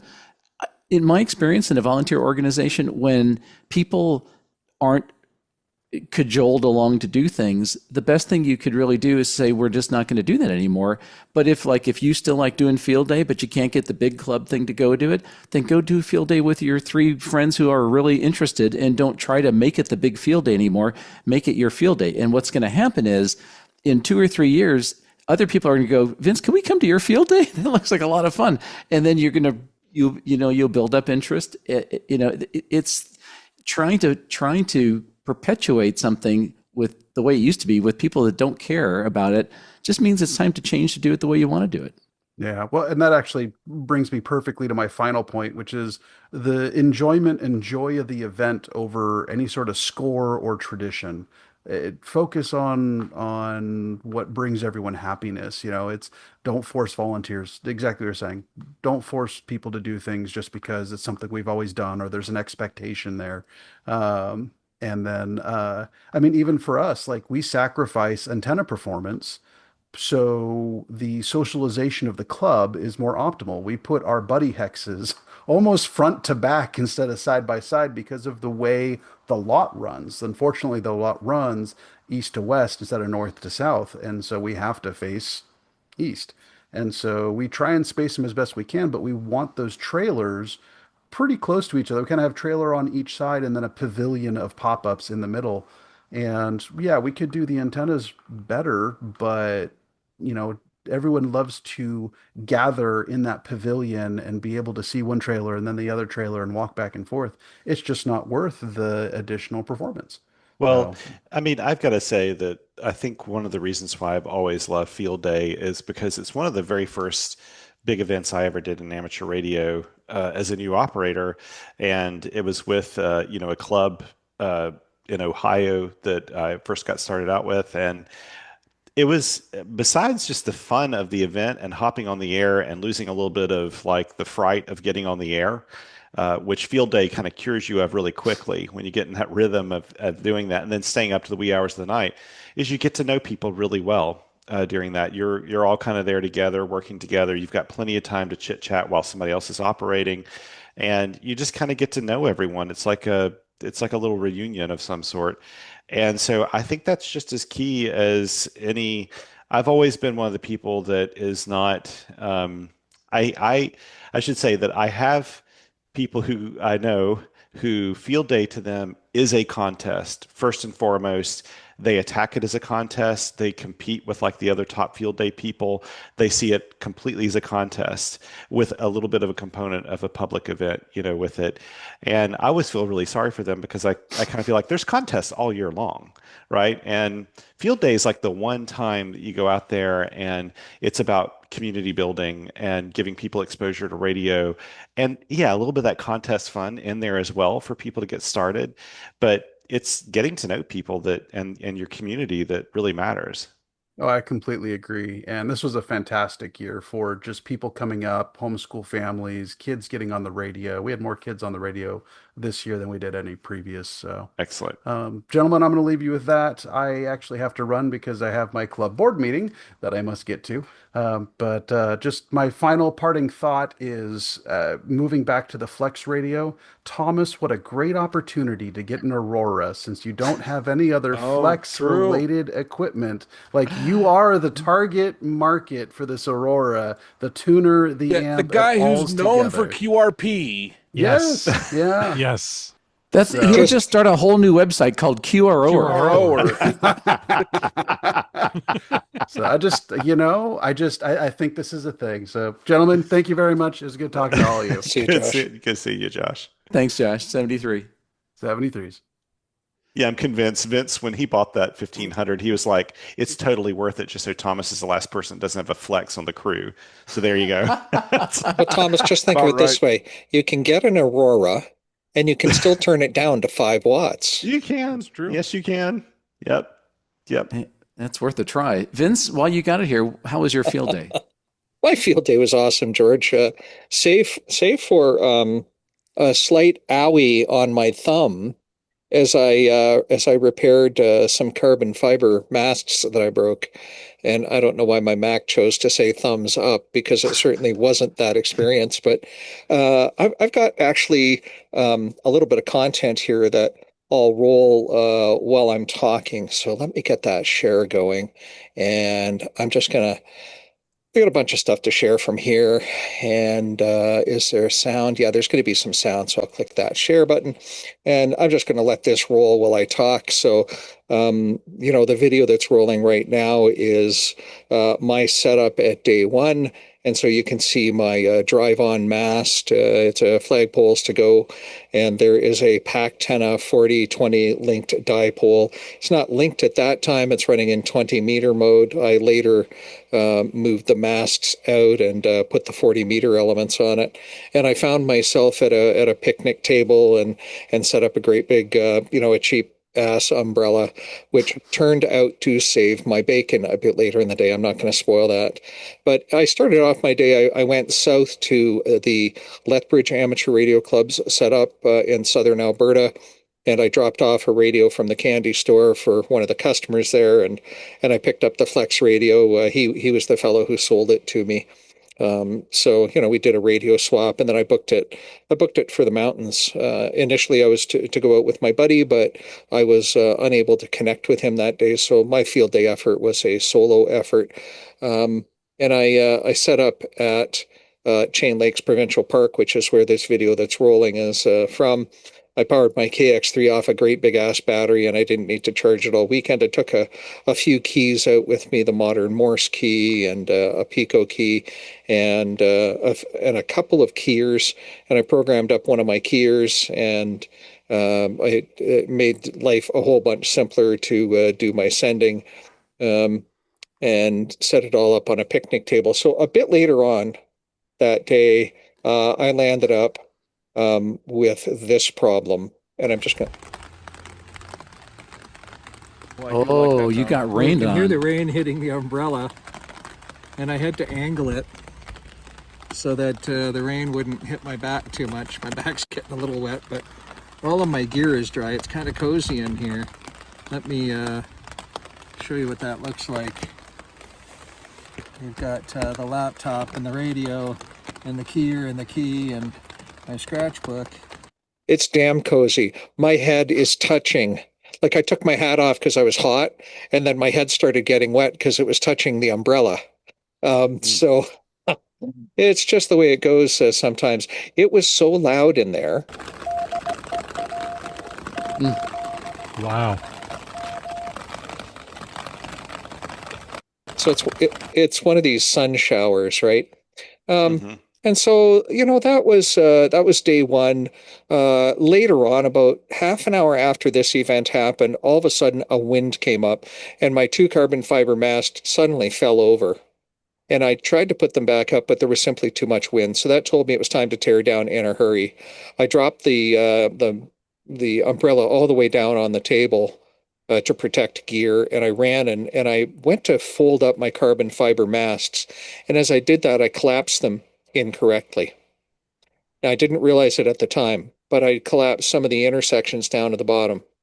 And then when I started to cram the upper sections downwards, I was jamming sections on to each other, and I screwed up both of my masts, my Pod Explorer 20 and my cheap ass Gouture from Amazon. So my Gouture is now 2 sections, 3 feet shorter.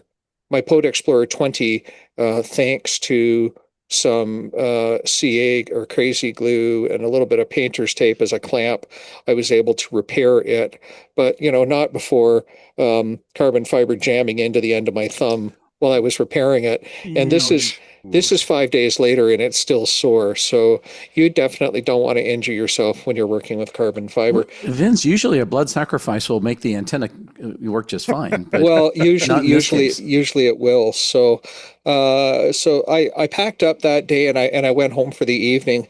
And the next morning I had plans to get up at 3 a.m. and go off to the mountains and catch magic sunlight hitting them. And my body said, no, screw you. You're not getting up that early. And so I landed up getting out to backcountry off grid. And I caught this beautiful photo at about 9 a.m. of, I can't remember what mountain that is. It wasn't far from where I set up. That view totally does not suck.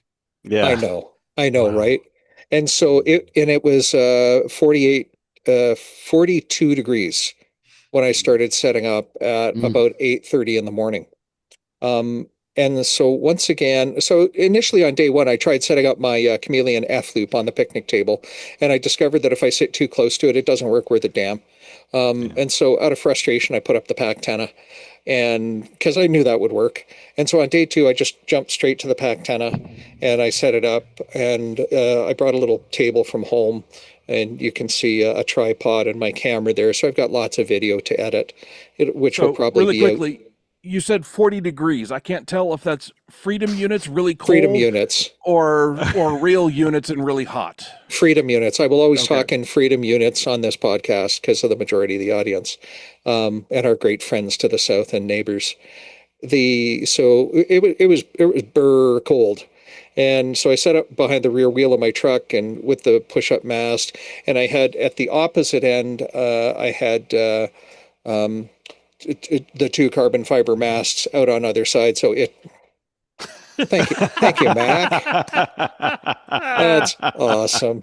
For those of you on the audio podcast, my Mac just did a funny video thing. And so I set them up on either end. So it had the effect of flat topping my antenna. And so I hadn't been operating all that long, and a conservation officer drove up.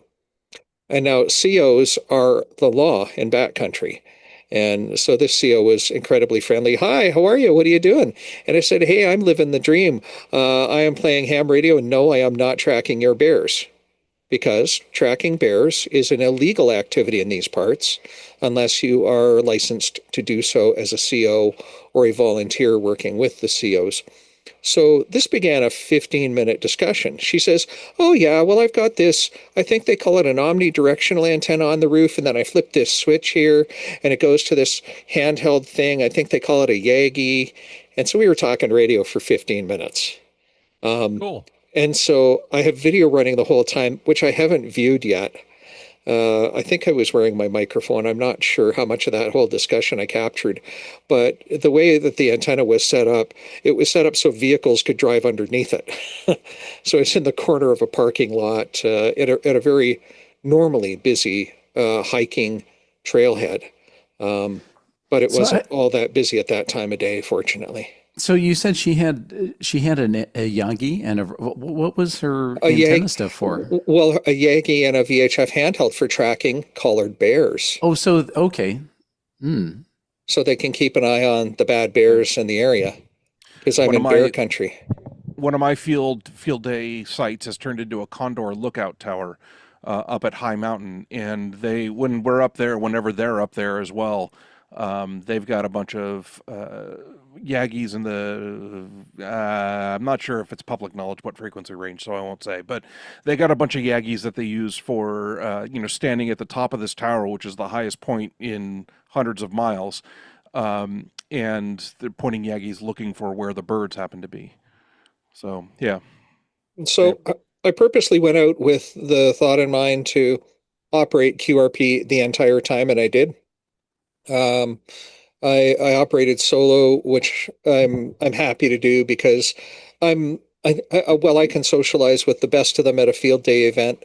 At the end of the day, I hate to say this, I like to do things my way, and I like to experiment. You've heard me talk in the past about wetting a string with salt water and trying to load it up, and I just like to screw around and use it as an experimentation because I know the band will be busy, so I don't go out to make points. That's not my thing. That said, I did make 45 QSOs in total. 35 of them were CW. 10 were phone. That was Sunday morning when the bands were in a little bit better shape. And those phone contacts were all over North America on 10 watts, which was awesome. And when I start adding up all the bonuses, it looks like I'm claiming 1,050 points. So for a solo effort for 6 hours of operating, 7 hours of operating, I spent almost that much time driving. Yeah, so staying under 5 watts really helps your score. No kidding. Yeah. I'd like to point out that we had 5 stations, 4 HF and a VHF station, running most of the time, and we didn't even score 3 times the number of points you scored. Yeah, and so I'm pretty happy with that. From a points perspective. Remember that I'm going to always remember that I have to fold a mast down properly. Don't underestimate this. Always fold from the bottom section down, no matter how much in a rush you are, because you're going to risk damaging equipment. If it's already damaged, you're screwed anyway. The other thing is just don't force it. Right. And here I was trying to force it. I was like banging it on the table. I'm like, why won't the damn thing collapse? I'll just take it home uncollapsed and figure it out there. Well, it probably took me 2 hours to repair the masts and, the gash in my thumb notwithstanding, and getting fluid on it when I'm trying to repair it. That was no fun. But so, it was great fun. I did okay. I probably brought too much gear with me, and that's not an issue. Extra batteries and what have you. Excuse me. But hey, I had fun doing it. So it was great. That sounds like a lot of fun. Did you, what did you log with? I logged on my Windows 11 tablet. I logged on N3FJP. And there was another fun thing I discovered was my Windows 11 tablet only has about 3 hours of battery life. And so the only way I can charge that tablet, thank you, Hewlett-Packard, why the heck did you devise it like this? Why can't I charge that thing from a USB-C bank? I don't know. It has to be an HP branded adapter to work. Because strangely, that Dakota Lithium 20 amp hour battery I had a USB-C 3.0 PD port on it. But I could not drive the laptop at the same time. So this is a laptop. My operating. This is a laptop with a USB-C jack? Yeah, it's a tablet that can be converted into a laptop. I wonder, there's different flavors of USB-C PD. There is. Or there's QC and PD, and I don't know, maybe you just don't have the right one, or... That's a good point. That's a good point. So I'll have to dig into that a bit more. Yeah, and I don't know that there's something special, but I find in trying different things that are not 5-volt USB-C that sometimes adapters work and sometimes they don't. I've also found that sometimes certain cables work and some cables don't work. Yes. Which is really frustrating. And I did have a variety of cables with me, and I do travel with this laptop, so I'm no stranger to plugging it into different adapters. But yeah, my surprise was PD wasn't enough to power it. And I've done the research, and it says PD should power it. So I've got just more experimentation I have to do at home to understand why my battery life was what it was. I landed up configuring it to power the screen off after a minute and go to sleep after 10. And sometimes when I was calling, it would be 7 or 8 minutes before somebody would answer. So the takeaway is to try all your gear before field day. Just saying. Well, yeah, for sure, the takeaway is to do that. And frankly, George, I thought I did. And that was my one shortcoming, was not understanding the total battery life on my logging computer. But the next day, because I had the battery settings on the laptop configured as aggressively as I did from the day before, I was able to survive 4 hours with it without issue. Oh, great. And so one last question. So for those people who might be, let's say they haven't done field day much, or they want to go do something like this themselves, how do you think running 10 watts affected making contacts on field day? Do you think that it was a problem, or do you think it was fine? It wasn't a problem. There's no problems. There's only challenges. Okay. All right. So, hey, look, this isn't shooting fish in a barrel. This is not easy. This is going to take all of your metal and then some to call out and try to break through a pileup on 10 watts on phone when there's all the 100-watt stations calling. How do you do that? Well, you tune your VFO a little bit high so you sound squeaky. And when the guy is saying QRZ WD9 GCO, you are keying up. You listen to that and you key up when he says, oh, and you start talking, because that puts you out there with your VE half a second ahead of everybody else in the calling cycle. And all of a sudden I found myself at the head of pileups with that simple technique. It does take your hand like a quarter of a second to respond, and your mouth a quarter of a second to start talking after you press the pickle. And that half a second, everybody's got that half second delay because we're all polite and waiting for the other guy to finish talking. Don't be polite. Call on their last letter and you'll break through the pileup. Or be the tailgater, be the guy at the end. I tend to tail end it a lot, and that helps. Yeah. So. All right. Well, that sounds like a load of fun, even though you didn't have the big crowd. So would your field day normally have been with a club? You were mentioning earlier about getting people to volunteer. We've had club events in the past. I've certainly hosted 4 or 5 people in my backyard during COVID. And, you know, Dan's place, V6 Tango Delta, he's been here on the show. He's 926 feet away from me, so we fall within a 1,000-foot circle. That's how we've done it for a couple of years. But interest has fallen off. If people wanted to sit in my backyard on my back deck and string up an antenna, they were welcome to do that. Some of them sat at the school nearby.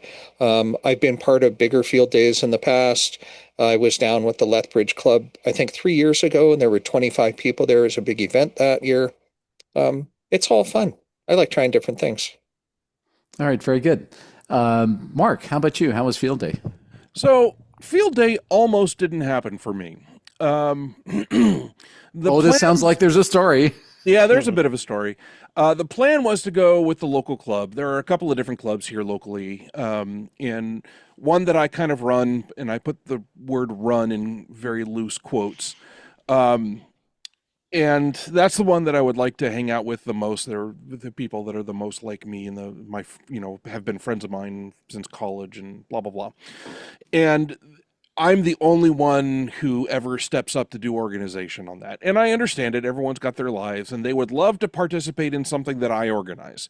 And we've done that several years. And then this year and last year, I kind of coordinated. I'm like, look, things are going at work that I cannot coordinate field day right now. Can anyone else step up to coordinate it? And of course I get crickets, and that's fine. There, everyone else has their reasons for not being able to coordinate. And so this year, I kind of mentioned, I'm like, all right, none of us are going to be coordinating our own field day event, so we should go hang out with the other club's field day event. And it's not like West Side Story, where we're sharks and jets on opposite sides of the park, fighting each other or anything, or snapping at each other. So we're friendly enough that we could all go hang out with them if we want. And they were planning on doing it at a park that's actually not far from my house. It's at the top of a hill, really close to home, so I could sleep in my own bed, yada, yada, yada. It looked like it was going to be a really fun event. And then I found out about Outpost 77. Outpost 77 was described to me as Ren Fair in a galaxy far, far away. If you ever want to lure me into a trap, that is how you would bait the trap. Right? Like, I am exactly the kind of nerd that does Renaissance fairs, and it does Star Wars cosplay and droid smithing and hacking on things and making doodads and whatnot. And so Outpost 77 was a shut up and take my money kind of thing. This explains the Porg. Yes, this explains the Porg, which I'll get to in a bit. Vince? So rat hole number 8 is, don't drive by Mark with a van that says free candy. Drive by Mark with a van that says Outpost 77 this way. Or just, like Star Wars, free droids. That's what you need to say. Free droids, not free candy. So, so I've been working on a cosplay character named Crossthread, and Crossthread is a droid smith, and he's also the character that I've been using in a Star Wars role-playing game that a friend of mine is running. And yeah, so I am hardcore nerding on this whole thing, and it was the same weekend as field day, and this is one of those things that I decided I would rather regret doing than regret not doing, right? And so I went to Outpost 77, and it was a lot of fun.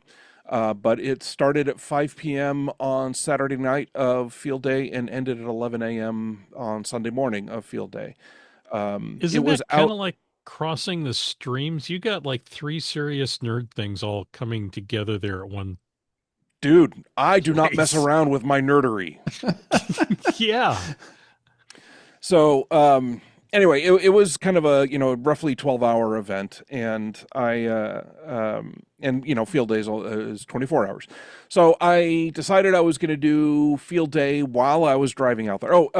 This is out in the high desert east of Lancaster, California. So just south of Edwards Air Force Base. If you've ever seen pictures of the kind of desert that Edwards Air Force Base is in, this is in that desert. And it's out in the middle of nowhere. It's about 30 miles east of Lancaster. Yeah, like you think you're going to be axe murdered and dumped in a ditch in the ground, and nobody will ever find your bones, kind of thing. So Tatooine in California. Yes, the very Tatooine. In fact, the location is called Twin Suns Ranch. Okay. Yeah. Does it have a little sign that says, "These are the droids you're looking for"? Yeah. So anyway, Outpost 77 was a hell of a lot of fun. But before I went out to Outpost 77, I got the VHF UHF mobile rig in my car up and running again. For various reasons, it wasn't working. And so I made the effort of getting that back up and running again so that I could make some VHF and UHF QSOs while I was driving. And I also got a HF radio working with the ham stick on the back of the car. I can't really do that while I'm driving because the Prius Prime I drive creates a whole lot of noise. And besides, an 8-foot whip sticking off of the back of a Prius is just redonkulous. It just looks hilarious. So I'm not going to drive around with that thing on. It'll, cause the front of the car to lift up as the leverage from the wind is pushing back on the antenna. So it's just ridiculous.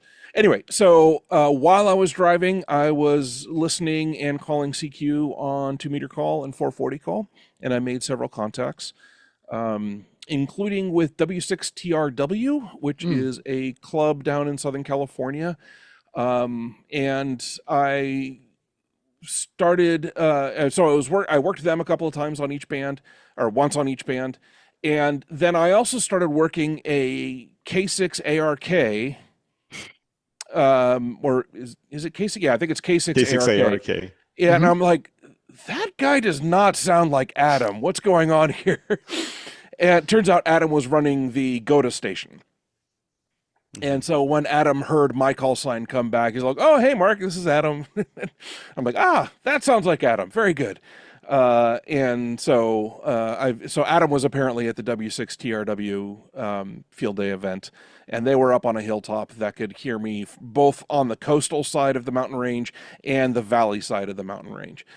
So I was operating as a 1 Charlie mobile station, and I was operating from 3 different sections. I started out in Santa Barbara section, then I went into into San Joaquin Valley, SJV, and then into LAX. And so in each of these 3 different sections, it turns out, I found out afterwards that does not count for multiple points. So you can't work me once in each section and get 3 points for it, which is a bit of a bummer, but here we are. I also found out that the ARRL has no way of reporting that you operated from multiple sections. It just says, what section were you in? Oh, and by the way, if you're a 1 Charlie, yes, you're allowed to work in multiple sections. But what section, singular, were you in? Okay, this doesn't work out. And I emailed them about that, and they're like, yeah, we know. We don't actually cross-check QSO, so it doesn't matter. We just ignore the section in the Cabrillo file. So just whatever section you were in for most of the contacts. Okay, whatever. But that was my field day. I operated 1 Charlie mobile while driving VHF and UHF, and then I pulled over and would put my 20-meter ham stick up for a while. 20 meters was freaking dead at some point in the evening, so I stuck my 40-meter ham stick up and made a whopping 1 QSO. On VHF and UHF, I was on 40 watts, and on HF, I was on 10 watts because I was using my MCHF. We've talked about the MCHF before as kind of an open source radio transmitter, SDR kind of radio. I found out while I was reading up on it, it stands for mega cheap HF SDR. That's what the MC stands for, mega cheap. Thank you, Chris. So how many contacts did you make on HF? On HF, let's see here, 25-ish. Well, that's pretty good for running QRP mobile, 10 watts. That's awesome. Yeah. So it was, 10 watts into a ham stick, and it worked reasonably well on 20 meters. I like that MCHF, man. I have a ZBitX. I want to like my ZBitX, but I really don't. The UI is just clunky. It's slow. And their electronic design on that thing, oh my gosh. I opened the thing up to go look at some things, and the reverse voltage protection is a shunt diode, reverse bias diode, but there's no fuse. The whole point of having a reverse shunt diode is so that if you plug in reverse voltage into your radio, it will draw max current and blow the fuse as quickly as possible. But there's no fuse. Not only is there no fuse, but the reverse protection diode is on the absolute opposite corner from the circuit board from the power input. Oh. So there is a fuse. There is a fuse. That fuse is your circuit board. Yeah. The thing has basically no protection against reverse polarity, and it's powered off by a couple of 18650 cells, and it's super easy to get those in backwards, right? So there's no reverse polarity protection on the thing. I really, really, really wanted to like that radio, and right now I don't. And so I'm kind of bummed. I love Farhan's other radios. I've got a BitX40. It is still one of my favorite radios to operate. I want to get another one of those things and modify it for 20 meters, because 20 meters is kind of a better band for most of the time that I operate. But it's just, there's so little processing on the signal on the BitX, the BitX 40, that it is as close to that you will ever come to being able to sense the RF spectrum directly, without having to like go through a radio. It's like, we can hear directly, right? It is the closest that I've ever come to having a sixth sense where I can sense the RF spectrum directly. It's I just love that radio so much. Well, it sounds like you had a pretty interesting field day. Did you operate on Sunday at all, or were you kind of wiped from a little bit, yeah. So I woke up, I slept in my car Saturday night, which was not nearly as easy when 20 years after the last time I tried it. In a Prius. Imagine that, in my Prius, yeah. And you're 6'8". Yeah, right? 2, but close enough. Yeah, yeah, tall. that would be fun. Not. So anyway, I woke up at like 5 o'clock in the morning after getting to bed at midnight, and the sun was coming up, and so I love sunrises. I just hate having to wake up early in the morning to see them. Could you see both suns in the sunrise? I did. Yeah, it was quite nice.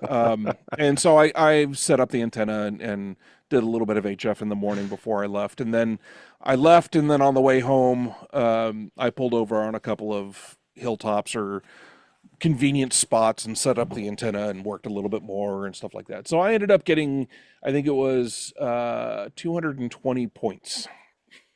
Not a lot, but for a casual, low-key field day. The only other thing that I have in my notes that I wanted to mention is that I used HAMRS Pro for logging. And HAMRS has been around for a while, but they completely rewrote it, and it's now HAMRS Pro. I think the software is free, but if you pay them like $20 a year, right, so a nominal amount, then they will handle cloud syncing between multiple devices for you. And that was a shut up and take my money moment feature. And I have to, the desktop version for Windows and Mac is free. The iOS and Android versions through their app stores cost a little bit, but still, I totally love that. And when he added the syncing, shut up and take. So when you say HAMRS, you mean hammers, right? Yes. Okay. Thank you. Is that how I thought you were talking about something else that I had never heard of before. I've never heard it pronounced hammers, but I guess that makes sense. Yeah. Yeah. And more importantly, there's a Linux client for it. There is a native Linux client. So I was very happy about that as well. So I've got it installed on my Linux machine and my phone, and it just handles syncing between them. It is great. It is relatively low feature still, because they just rewrote it not long ago and they're still adding things. But I like where it's going, and I like what's there, and I'm happy to help support that. And I lied. There was one other note that I have here. I worked a listener who recognized my call sign. So shout out to K6STR, Michael.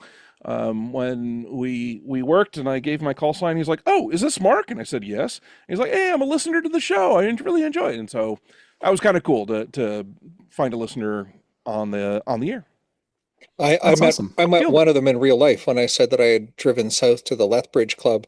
One of the fellows approached me and he said he was a new ham, and he said, "By the way, thank you to all of those of you on Ham Radio Workbench. You guys are obviously friends. It's very genuine, and I really love listening to the podcast." Oh, how cool. Nice. Yep. Yes, we are friends, and we have a wonderful time doing this show. So thank you very much for all your kind words, everybody. We get a lot of that at conventions as well.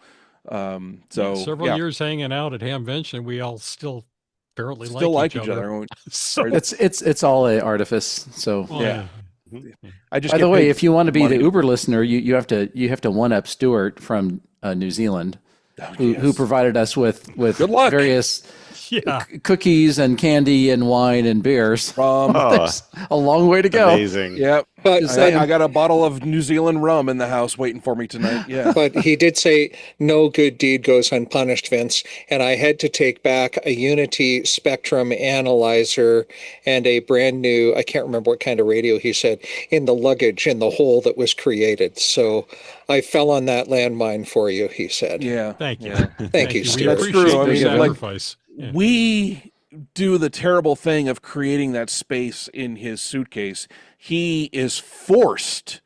It is a moral imperative that he fill that. Nature abhors a vacuum. It Exactly. does. And so, yeah. In all Fruit seriousness, flies thank like a banana. Okay. Is that now I'm done. okay? Very good, Paul. How was your field day? My field day was very nice. Our club treats it more of a social event. I mean, we operate, but we don't focus on. I mean, at some point we kind of set ourselves little goals. It's like, oh, we keep working. We're almost at 200.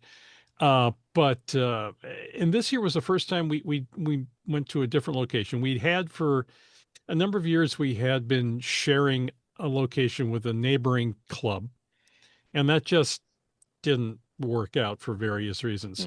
So a few years back, we decided just do our own. And we had been going to one member's out to his farm and doing it there.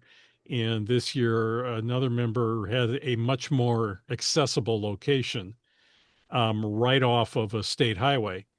So we set up at his place, and we had some tents set up outside, but we were right next to his barn.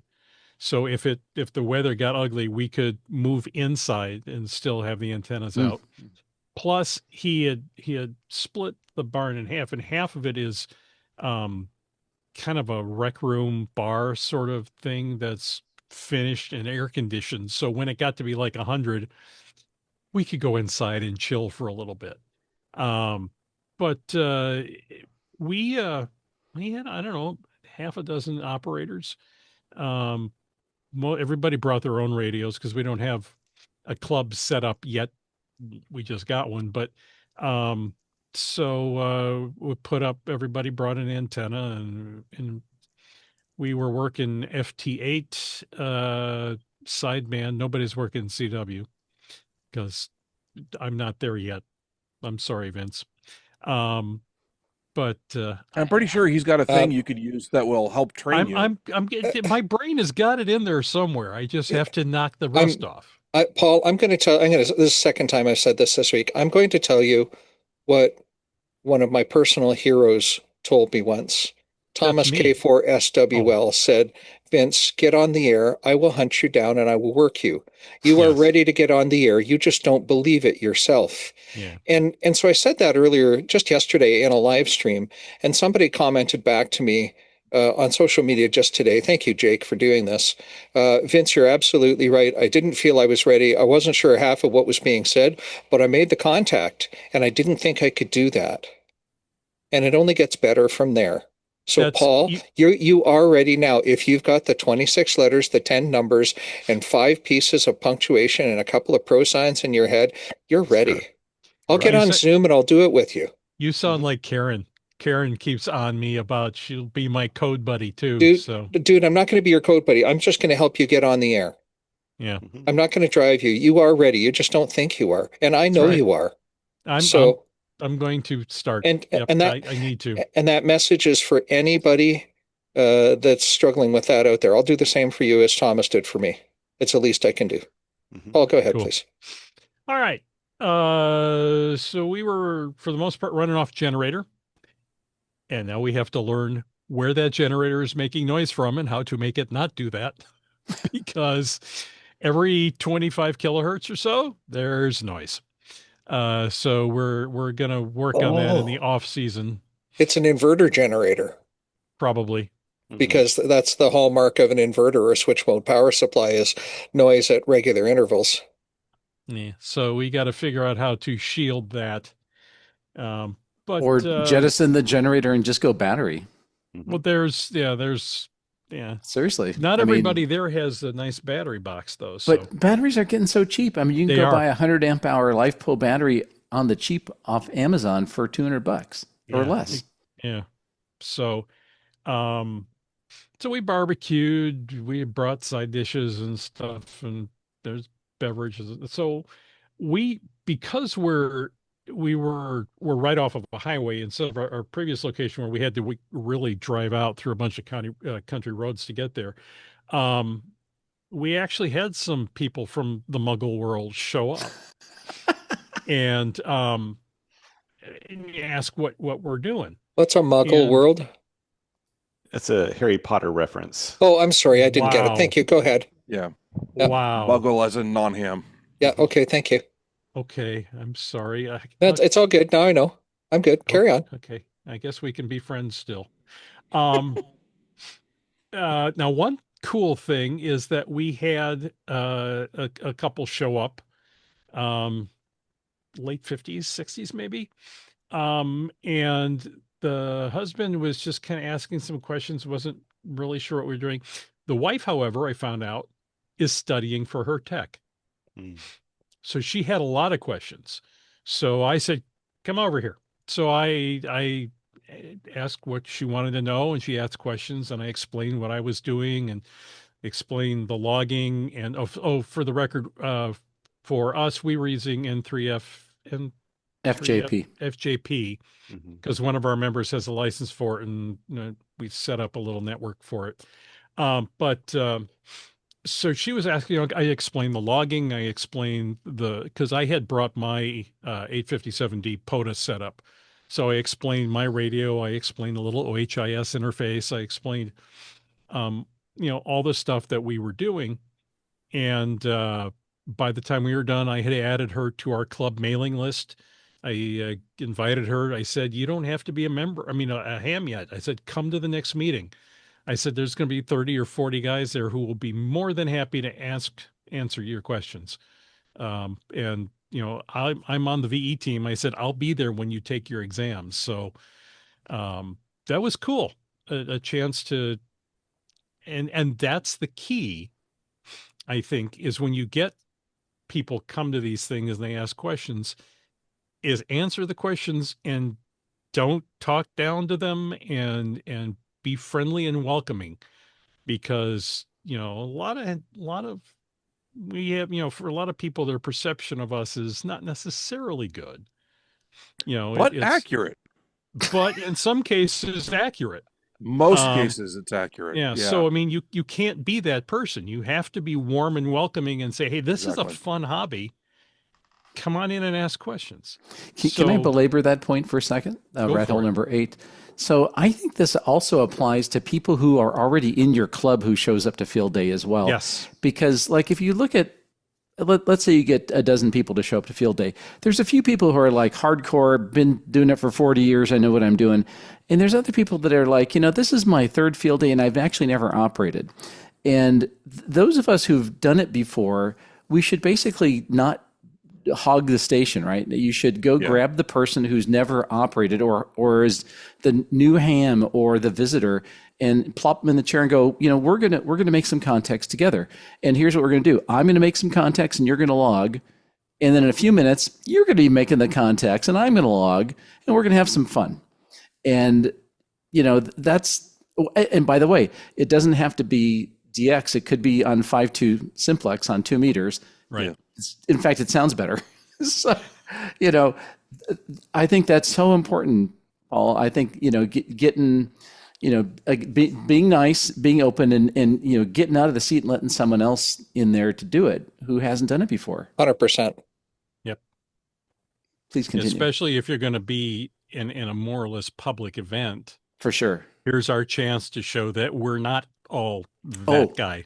And by the way, don't sit there with your headphones on making contacts if there's anybody else present. If you're there by yourself and the only thing around you within, a mile is the bear, put your headphones on. But if you're there with other people who are going to casually walk by and try to figure out what's going on, there's nothing more boring than, some old guy sitting with a laptop and a microphone screaming in it, and you have no idea what in the heck is going on. Yeah. Just think about be on the other side of that. Anyway, sorry to So rattle on that, but it's an for important point. people who want to use headphones, because I like using headphones while on a radio, wouldn't it be nice if there were a system with an intercom so you could talk to your logger that also had a speaker output so that you could send audio from the radio to the speaker for people who are nearby to listen to, but that you could also turn down without actually having to turn down what you're hearing like in the middle of the night when there's nobody nearby and you Do don't you know want to make a whole anybody bunch who of has noise. anything like that? I wish I did. If you find out, let me know. Anything else, Paul? No, We'll come back to this later in my section too. Don't worry. Yeah, no, I think that that pretty much covers. I mean, ours was just very much more of a social event than a contest. So, I mean, we had a good time. You're a drinking club with a ham radio problem? Yeah. Yeah, more or less, yes. Yeah. Okay, how about you, Thomas? What was field day like in Canada? You are muted You're there, old muted. man. So I'm staying near Quebec City, and I have, we've come up here to the same area many times in the past, and we tend to stay here for weeks at a time, and it happens to coincide quite often with field day. And I've kind of been adopted by the Club Radio Amateur de Québec, which I love their acronym, which is CRAQ, CRAQ. And just some of the nicest people. I often see them at Hamvention. They come as a group down there, quite often, and they're fantastic, and they welcome me every single year, just like a club really should. You should always welcome anybody that wants to come there. And Paul, I just want to say I couldn't agree with you more about. This is my only beef about the clubs that take field day as just a competition, as a contest, is that it doesn't bring in new people. It doesn't get people on the air. They don't want to do anything to mess up their score or to hop off the air. And so I think it's much better to just start with the approach of, hey, this is a social event with a component of like a little bit of fun contesting thing on the side. But you should never let that contest feel get in the way of hanging out with people. And I think that this club, VE2CQ, is really good at that. And I've got some photos. I'll try to do a screen share here real quick for those who are watching the video here. Let's see if I can get this up here. Here we go. Let's see. Is it showing it yet? Yes. There we go. You're seeing it. Okay, good. So this took place at a park that is nicely hidden. Actually, it's in like a neighborhood. It's in a public area, but not anywhere where I had been before in Quebec. So. It was kind of fun getting out there. It was rainy. We had pretty much rainy weather during most of field day, but they hold their field day indoors, and they've always had it usually in these public parks and things like that where people are around. And they have a big sign out there that says "Welcome," to the public with their call sign and or the name of the club. So this was called Maison Bello, where we met. And you can see out there they have a beam antenna. It's a Yagi that they set up for that was the main antenna that they used. They had some other antennas, I think, as well, but that was their primary one. And this is inside the building. And the guys that are there, they're so great. Like I literally walked in. And I hadn't seen some of them for a few years now, because in 2022, when we were here last, I could not make it out to the field day that day. We had something else going on, and I missed them that year. But I walked in, and like the first guy that greeted me came up to me, and he's like, "What? You just come on field day or something?" It was great, and they were just so nice. They're very, very welcoming, and all these guys, and it's wonderful. They always refresh my memory about all of the things. I forget the radio words in French for various things, and I ask them, and then half the time it's just saying the English word with a French accent. Yep. Like instead of like récepteur, émetteur, or something like that for a transceiver, they just say un transceiver. and, um, Oh, and oh, the local patois is not exactement. That's right. Yeah, that's it. And they have upgraded a lot of their gear since I last saw it, because when I participated in field day with them in the past, at least 2 times, their main club stations were FT450s. And I've got to be honest, it's not the best field day radio. They have otherwise their system is fantastic. Like it's integrated really well. Their network's excellent, but just that radio kind of falls apart in the presence of like, lots of signals, which field day has a lot of, hopefully. This year they had Yaesu FT DX10s, and a much, much better choice for field day. And they have at least 2 club stations with those. They had two, so they were operating 2 Alpha. It was Victor Echo 2 Charlie Quebec. Which actually, when you're saying then 2 Alpha Quebec Charlie, I think people like do a double take sometimes. That's got to be really terrible when you're saying CQ CQ VE2 CQ. Like, holy cow! Like, did I get that right? It must be very confusing. It's and so like they did use headphones in there, because that room was actually, even though there were a ton of people in there, it was really loud in there. It's very loud in there, and they had headphones, but they had extra sets of headphones you could put on and sit down with them and really participate and enjoy everything, which was fantastic. Now, I did not get in touch with them in enough time, because our schedule was shifting and we weren't really even sure if we're going to be able to make the trip until the last moment. So I wasn't able to really sign up early. So a lot of the really good time slots where I could have operated were taken up. I would have had to operate in the middle of the night, which I'm fine with. But I just couldn't do it on this particular trip. But I did get to did get to oversee the GOTA station, and they were still using the FT450. And this young amateur that you see here, he was kicking butt, man. He is a licensed amateur radio operator.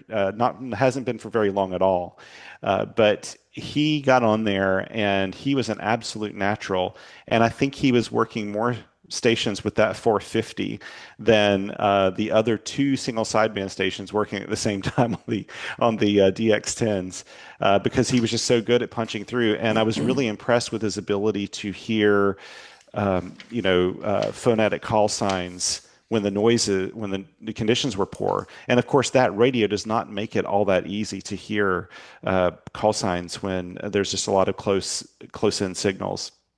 But he did a fantastic job. And I did that for a few hours, probably sitting there and just kind of manning the GOTA station.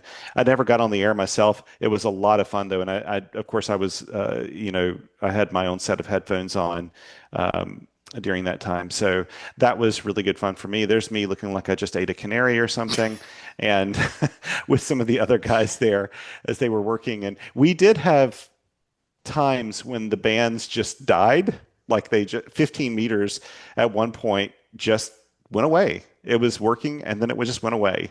And that's because we had really bad propagation. You had 15 meters open. For just a short period of time. Yeah, I bet you didn't at all, Vince, where you were. No. But it was, yeah. And so it was fantastic. The guys there were great. They had food like at every single meal. We came back Sunday, so I was there Saturday all afternoon into like early evening, and then I came back with the family, with my wife and 2 girls, on Sunday, and we visited them just for a little while after we had gone to like a farmer's market and some stuff like that morning. But yeah, no, it was really good fun. Such a great group of people. I'm so pleased that they welcome me, every single year, and are just great to get along with, just wonderful folks. So that was a lot of fun. But let me stop this. There we go. That was my field day. So I didn't do any operating. I did try to make a couple of contacts here from the condo, kind of late in the day. But frankly, the QRM's so bad here at the condo. It's super difficult to work people or just hear them. So I'm curious, did they do any VHF or is it all strictly HF? I didn't see any VHF. They did have a VHF station, but I didn't see them using it while I was there. But I'm pretty sure they would have. They tried to tick all the little boxes, of we did this, we did that, we had a public figure come by, all that stuff. They tried to do all those things for points. They were copying W1AW. They did all those things. And it's a white, that group actually, a lot of them come from quite a distance to participate in field day with that club, because the Quebec City's really like the largest city in this part of Quebec. And there were people that were traveling probably hour and a half away, to come to the club. It's a very active club too. Like they've got a great network and some resources here. They've got very active nets in the area that I can connect with all the time. They got a lot of digipeters around here, because that's one thing I can hit very easily with APRS, which is kind of impressive coming from where I come from, where it's really hard to hit digipeters when you're out and about. That sounds like a lot of fun. Yeah, I had a good time. How about you, George? Did you have a good time? I had a wonderful time. So field day is like my happy space every year. It's my favorite thing to do in ham radio for sure. Has been since I was a teenager, really. So I love field day. I'm not going to describe the field day so much because I was at Josh's field day. So Josh is our club president, and he's the head wrangler for field day. And my job is to get Josh coffee. So I know my place when it comes to field day. And so you kind of heard all the details about it. Now, I actually belong to two clubs. I belong to Hoodview Amateur Radio Club, Josh's club, and I also belong to the Portland Amateur Radio Club, Park. And unfortunately, I can't be at both, which is kind of a bummer, because I wish I could be at both of at the clubs, but only could be at one. Our field day, the one thing I would add to the general description of our field day is I wouldn't describe it as totally a social thing or a serious contest thing. It's a bit of both. Mm-hmm. So I would say it's got an element of getting people exposed to amateur radio to get their license and sort of public education. It's got an element of getting not active people to get over their mic fright. And we had some young folks operating CW.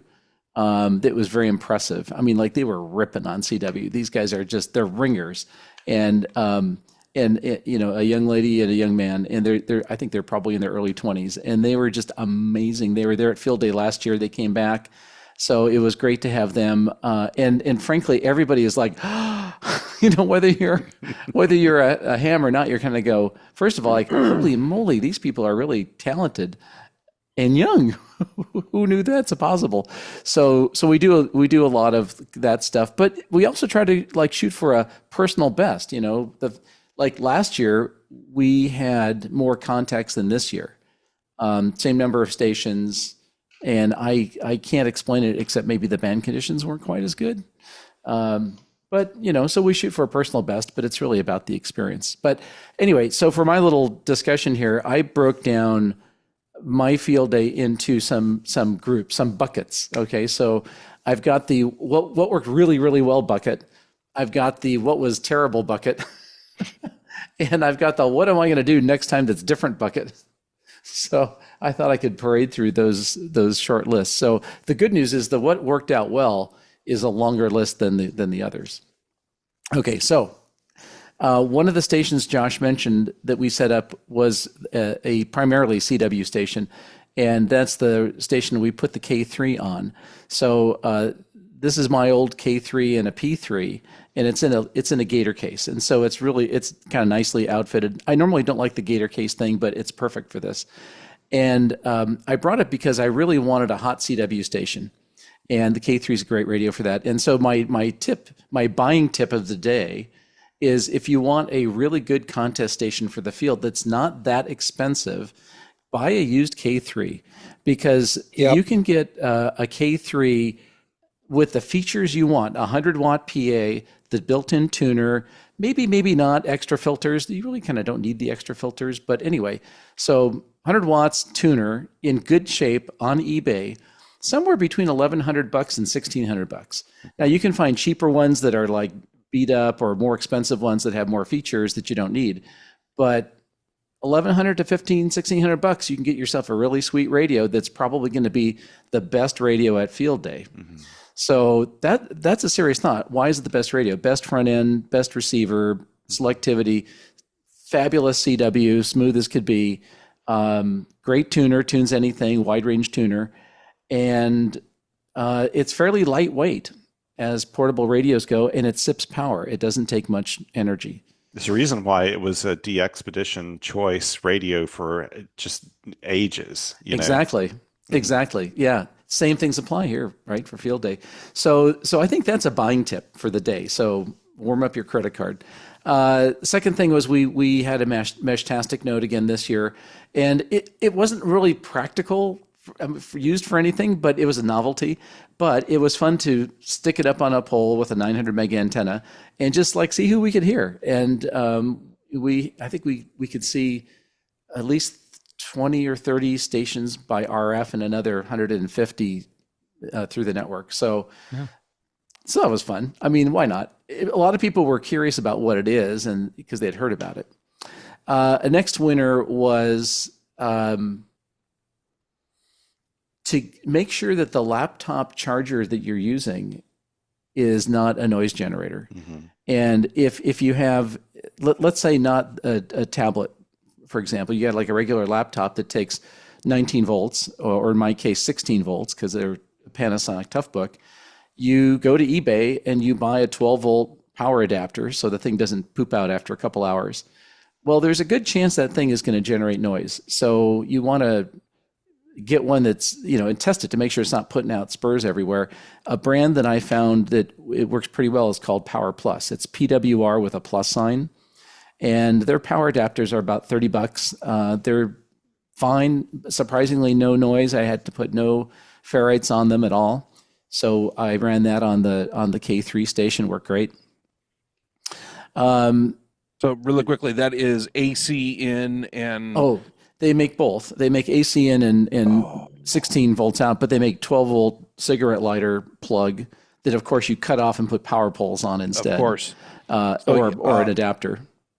USB-C connectors for charging. Oh. So there's a whole other rat hole, which is like if you have a more modern computer and it takes USB-C, like we're talking about, Vince, that's really the way to go, because modern computer runs on USB-C. There's tons of USB-C charging things as long as you make sure that you got the right kind.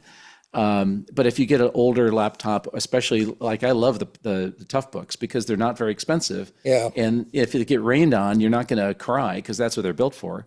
So, for $200 or $300, you can get yourself a really decent, fairly modern Toughbook. And then you get that 12 to 16 volt adapter, not 19, 16. And are you going to put this widget in the show notes, please? Oh, of course. Yeah. Yes, thank you. And while we're on laptop, by the way, so there's a lot of different Panasonic Toughbooks. My very favorite is the CF54 because it's got the right aspect ratio screen, and yet it's not that expensive. You can shop around and get one for $300. You can get them more expensive, but it depends on how much RAM and SSD you want. So you can spend really $200 or $300 to get one on the cheap, or maybe $350. The other one that I really, really like, although it's very tiny screen, is the CF20. CF20 is a laptop that snaps into a keyboard base, so you can use it as a tablet or as a clamshell. It's a 10-inch tablet, so it's small. The font's tiny, but the whole thing is small. It doesn't take up much room, so that also runs off the same power adapter. Let's see. Also, being that I'm in two clubs, it turns out we have a little cross-club rivalry going on, a little healthy rivalry between Park and Hark, so between Portland Amateur Radio Club and Hoodview Amateur Radio Club. And our good friend Alan, who wrote the HISS, the logging software server that lets you upload multiple logs to to build your own contest. We created a build your own field day shootout contest where we're uploading the Portland Radio Club and the Hoodview Radio Club's logs into Alan's HISS system. So we'll be able to see, who beat who. I think we lost. I get a sneaking suspicion that Park cleaned our clock because they made a bunch of satellite contacts. They ran all QRP, KX3s. Vince, you would have loved it. And they also had a. If they ran QRP, yeah, you're screwed. Yeah. And plus a lot of satellite stuff. And they also brought in a chef that made phenomenal food. So we lost on multiple fronts, I think, when we finally, I don't know how many multiplier points you get for food, but I think we lost. The other thing that was really a winner is in N3FJP, under the view option is a map. And the map shows you the US and Canada and every section. And if you work a section, whether it's in the US or Canada, that section will be filled in with color. Now, this is the best visual aid for a visitor ever. So if you have a visitor, like we had rangers come in last year, we had families visiting this year, and they're like, what is this radio thing? So we're like, come look at the map. We're here in Portland and see all these squares that are colored in. We've talked to somebody in each one of those provinces or states. And they're like, oh, you haven't worked anybody in Kansas yet. We're like, exactly. That's our challenge. We're trying to get someone in Kansas now. So that is just, it right there, the light bulb goes on. They're like, oh, I get it, So that's a great tool. I did get the luxury of meeting a listener. So I'm on 2 meters FM in the evening, and a guy comes back to my CQ. And anyway, long story short is he's like, do you have a podcast? I'm like, yeah. And he's like, I know who you are. I recognized your call or whatever. And so we had a great conversation. He's a student going, I think, to Portland State studying RF design. So that was awesome. I'm sorry, I didn't remember his call sign, but that was cool. Anyway, so those are all the guy I worked in my logs. So those are all the winners. Those are things beyond like the obvious, like the buddy hexes were awesome and all that. Those are the things that kind of really stood out. Okay, now the losers. Cool. I have a short list of losers. Okay, loser number one was I go all in on VHF for this thing. So I have in our trailer a 9700, and I have it paired with a Create log periodic that is on 2 meters UHF and 1.2. And there's like so little activity on VHF, and we're on top of a 4,000-foot mountain. Now, Mark, I think you have a different experience because you're driving through California where there's tons of VHF operators. Yeah. Not so much up here. So I'm quite disappointed in two things. One is the level of activity is low. And number two, the effort to put up this antenna is big because it's a heavy antenna. The problem isn't with the antenna. The problem is with where you were located.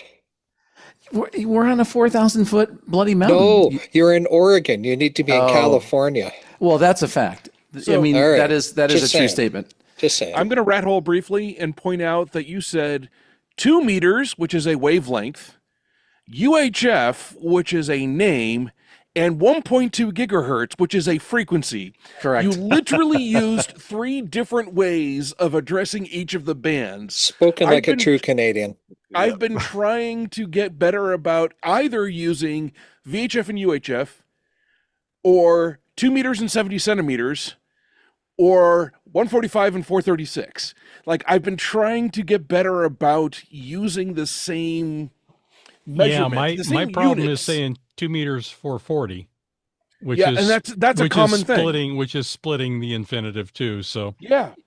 So anyway, it's like you did the 2 meters in VHF, and I twitched at that, and then you went with the 1.2 gig, and I'm just like, my brain exploded. So Mark, details are for insects. So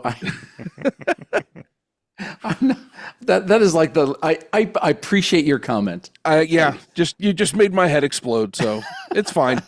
So the problem is that all these band names, those are the short forms, right? So they're just dissimilar. Because saying 23 centimeters is more of a mouthful, right? Yeah. So I hear you. I love you. Go on.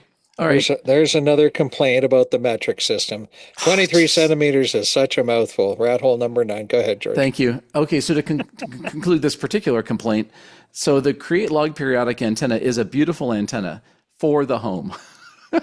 If I was back in California on a mountaintop, I would be making a bazillion contacts, and it would be awesome. Here in Portland, it's not worth the effort. So that's why I mentioned earlier I'm making my lightweight VHF 2-meter antenna to replace it, because it's just the gain for the pain ain't worth it.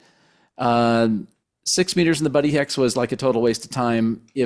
But if 6 meters is open, it's cool to make a dozen contacts, but it's kind of nowhere, which is a shame. And I also had one of my logging computers bite the dust the day before field day. So 2 weeks before field day, check everything out. It's all working fine. 2 days before field day, update the software. Everything's working fine. The day before field day, one last check. And thank goodness I did that, because one of my cheap little Windows PCs refused to boot. So it would, like, the fan would go bzz and then stop. Did you update the firmware in it to make sure that the critical needs detector was disabled? Yeah, apparently not. I need to work on that.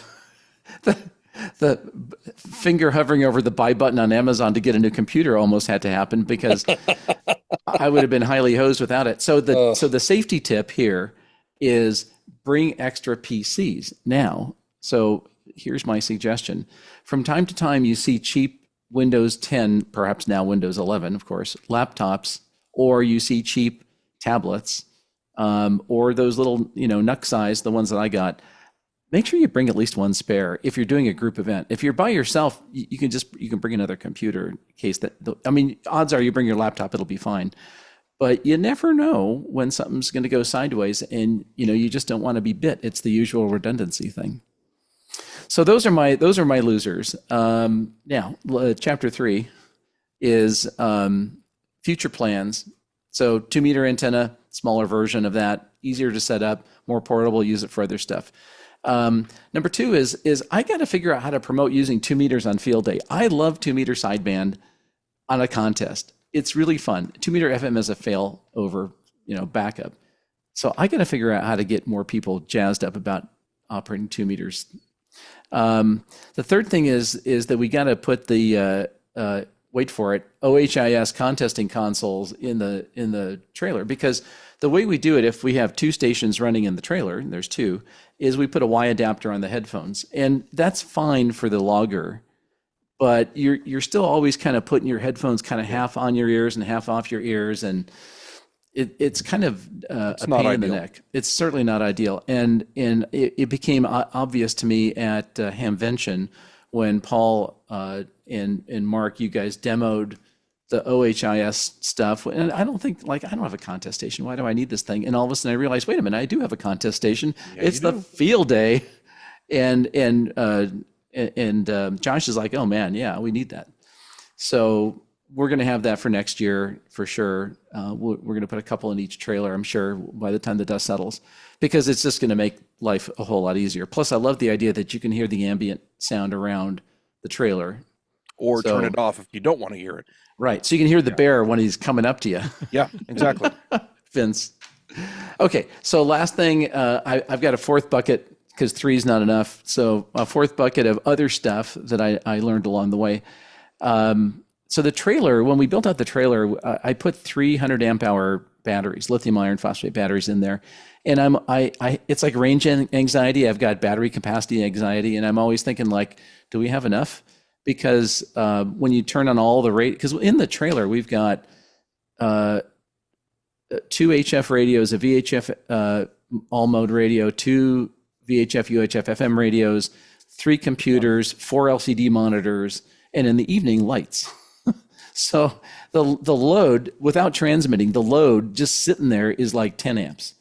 So, do we have enough juice? And of course, I calculated it out before the thing was built, so it should be fine.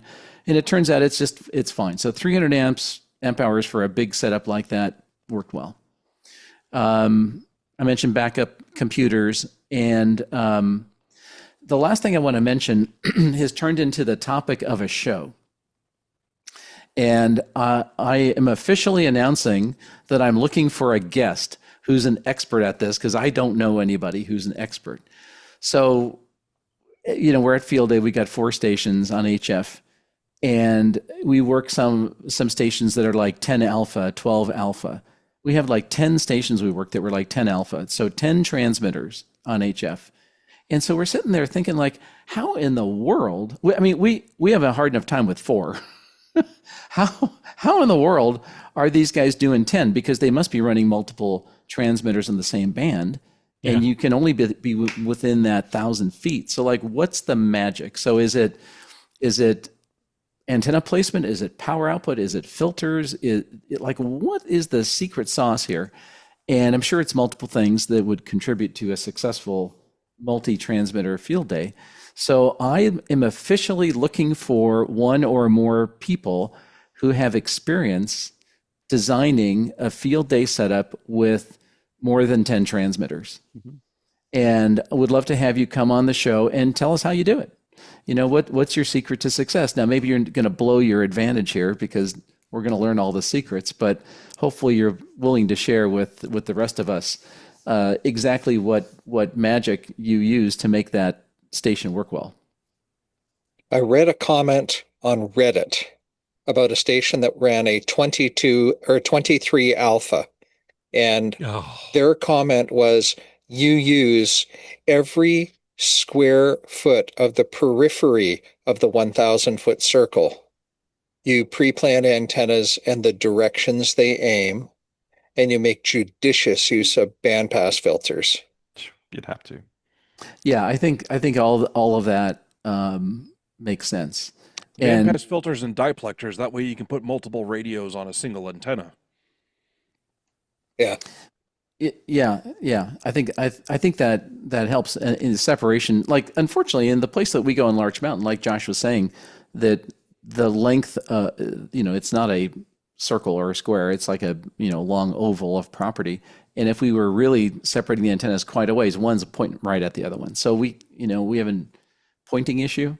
I'm curious if people try any in-band high Q notch filters, not the regular passband filters. I've seen some articles for making like HF helical resonators that are high Q, and you can put one on CW and one on sideband, for example. Yeah. So we may want to try something like that. So anyway, if you listener are a experienced multi-transmitter contest field day station setter-upper designer, definitely get a hold of me so we can bring you on the show. So that's pretty much it. Had a great time. Looking forward to Winter Field Day coming up at the end of January or beginning of February. I'm not sure what the date is. January. January. Fourth full weekend in January. Oh, okay. So that was that. It's cold then. That doesn't sound like fun. So not here. It's not. Come on down to California. Exactly. It's cheating. It is cheating. So what I want to do is wrap things up with one last question for everybody, and that is, what piece of field day advice would you give to other people who either haven't done field day or maybe they've just started doing field day? What sage wisdom would you want to pass on to them? So, Paul, why don't we start with you? What would be the piece of advice you would offer up? For the first time, just have fun. Don't stress about points. Don't stress about how many contacts you're making. It's similar to your first time doing POTA. Just get out there, do it, and have fun. And then figure out if you want to get more serious about it later. Okay, but in all seriousness, in the spirit of Ham Radio Workbench, what would you buy? Well, first off, bigger batteries, an assortment of antennas, because you can experiment with a variety of them. One is not enough. And plenty of food and beverages. But so I want to rat hole briefly on your multiple antenna thing. I think there's a really important point there. And Vince, this is kind of in line with your comments about part of how you enjoy field day, which is bring a couple different antennas and use it as a way to try them out. And what's easy to set up, what works well. Did anything work better than the other thing, and you learn a lot that way. Yeah. Totally. So Vince, how about you? What would your advice be? I have one tip. On your way driving to the wait a minute.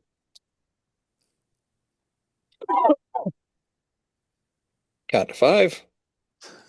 Ask me again. So Vince, what would your tip be? I have one pro tip. It is exactly this. Ignore the solar indices. They don't mean jack squat. If you really want to know what the hell is going on with the band, spend some time listening to the IARU beacons as you are driving to your field day site. This will take you about half an hour, maybe 40 minutes to tune through each of them. And I'm going to put a link in the show notes to what the beacons are. They will give you real-time conditions as to what's going on. If you don't know CW, get an app on your phone. It will tell you on your phone what beacon just transmitted. The IARU beacons are such an underused resource for these things. So ignore the solar indices, damn the torpedoes, full steam ahead, and listen to the beacons. Hamcloth also has a section that'll tell you what beacon is up right now. Totally. Oh, there are many different ways to find out what the beacon, which beacon has just made a da-da. Yeah. Mark, how about you? What's your advice? Either if you really want to make sure that you're going to have a successful field day event, then make darn sure that all your stuff works ahead of time. Or treat it like an actual emergency preparedness and see what you can hack together at the last minute. But do not plan on having a absolutely successful field day event that you hack together at the last minute. Yeah. Right? Do one or the other. And both are totally valid. They're just different things. And so, I got incredibly lucky this time around because I did wait until literally the night before I left. And a lot of it was actually hacked on the morning that I left. I was in the parking lot at Jersey Mike's waiting for my lunch and doing the final bits to wire up my D700 and get it functioning again. I was literally already on the road. So I don't recommend doing it that way. I got incredibly lucky that I was able to make it work, but that's because a lot of it was already built but years ago, and I just kind of had to put it all together. But point being that both of those are totally valid ways of dealing with field day, right? What can I do with what I have at hand? Mm-hmm. Great. That sounds like a lot of fun to go figure that out. But don't do that if you are expecting, you got 20 people coming over and you've got a schedule and somebody's doing barbecue and it's a big scheduled event that everyone's going to be at. Don't use that event to figure out what you can hack together at the last minute. Yeah, I think that's a great idea. Not all field days are the same. Not all field days are the same. Yeah. Also, don't do this to your radio the night before field day. Don't blow out your radio. Don't blow up your radio. Are you waving around your radio or my radio? I just want to. No, that's mine. Oh, whew. Yours is still safe in the case. Oh, thank goodness. Did you use it by the way? That one is the reason why he had to borrow yours. I had no chance to set that one up, but I am going to use it for testing this unless I can get mine back up tomorrow. Just remember, if you blow it up, you bought it. Yeah, I know. Thomas, what advice would you have? So for me, it does happen a lot, unfortunately, in a way that field day ends up being in the middle of our family travels because it's in the summer. But I would encourage you, if you're traveling, to make time to go explore a local club's field day site. I've done this now numerous times. Here, I've gotten to know some really great people here at the club here in Quebec City. But also, I remember once when I was in Prince Edward Island for the summer and dropped in on the Charlottetown Club and had an absolute blast with them. Ended up working so many people at their station. They had, and it was so much fun. So if you're traveling around or you've never been to a field day site, look up the field day locator on the ARRL website, find one near you, and just show up there. You can contact them in advance if you want to, but you don't really have to. Field day is all about being open to the public. Just show up there, introduce yourself when you go in, and you may get a chance to hop on the air. And you'll get to know some new people and see how they set things up. And if you get an opportunity to grab the mic or the key or do digital modes and you've never done it before, just take it. Don't think, just do it, and you will not regret it. Yeah. That's very Well, good. Think a little bit. What's So that? Maybe think a little bit. Just not too much though. Not too So much. George, how about you?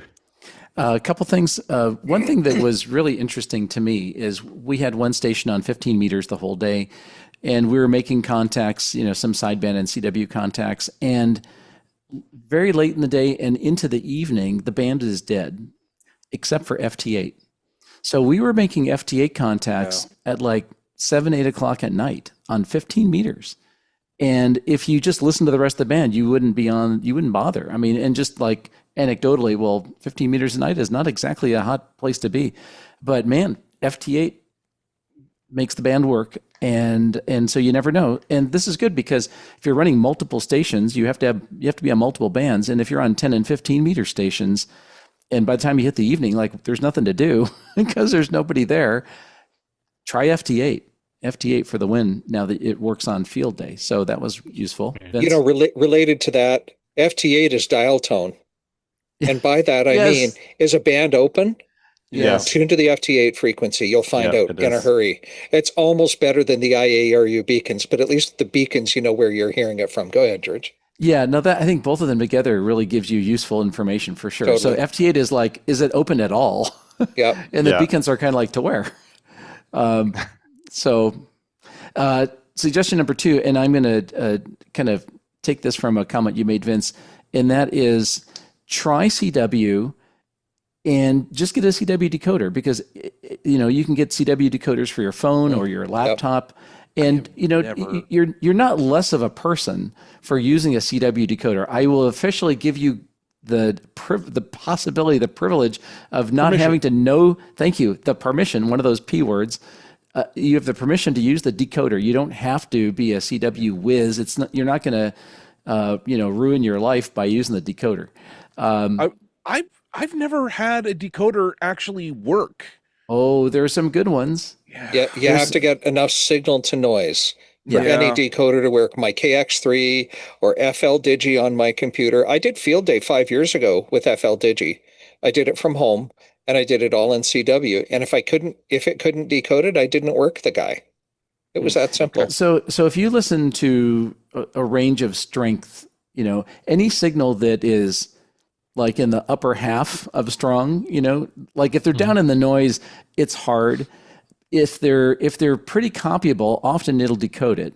And if they're strong, no sweat at all. And like for a tablet, oh gosh, I'm trying to remember the name of the one that I really like. It's GG Morris is very good. There's also one called Morris Decoder. Both of those work on the iPhone, and I think both of them work on Android. I've used them on both. For Windows, CW Get is excellent. FL Digi has a good CW decoder, very good actually. So any of those are in fact, you could literally take your phone, run GG Morris, set your phone on top of your radio, and it'll decode it. It works remarkably well. So, and if it doesn't decode, so you find another station. It's field day. There's a bunch of stations. Another suggestion is get on VHF. Like Mark, I love the fact that you're working 2 meters while mobile. So if you don't have the time and you don't have the club to go to and you don't have the HF gear, get on 2 meters for God's sakes. I mean, it's, use the radio, use your handy talkie, make contacts that way, even if it's just a few, better than nothing. I got to go check the antenna system in my car because I was not hearing things as well as I expected to. Like I could hear a few of the mountaintop stations, but they were working other stations that I could not hear at all. And where I was, there were no hills. I mean, it was flat in the San Joaquin Valley and in the high deserts out there, and I should have been able to hear stations better. So I wonder whether I've got some loss in my antenna system in the car. I need to go out there with a VNA and measure some insertion losses. If you're in California, especially Southern California, there's so many mountaintops and so many people that odds are pretty good you'll work people on VHF, UHF. Yeah. If you're part of the country where, I've talked to people in areas where they're like, man, there's like no 2-meter activity, let alone on 2-meter sideband or simplex. Yeah, yeah. I think this is, again, a self-fulfilling prophecy. If everybody's sitting there listening and no one's transmitting, make the effort to get on, especially on field day, and try to make contacts. The last comment I have is that if you do go to someone's field day, it is a treasure trove of knowledge. Mm-hmm. You will be exposed to antennas you've never used, to radios you've never used, to modes you've never used, and use this as an opportunity to shop around to see what you're interested in and to learn more about whatever that is. Like the first time I ever saw a satellite contact on a handy-talkie was at field day. And it was like, I knew this is a thing, but I've never done it. And a friend of mine did it. And it's like, wow, that's pretty awesome. So it's a fantastic learning opportunity. Yeah, and like you said, it's also a chance to play with a lot of different radios. Yeah. Mm-hmm. I mean, because there was a 7300 there was a 705, which I don't have. So I get to play with that. And so it's... So when are you getting your 705?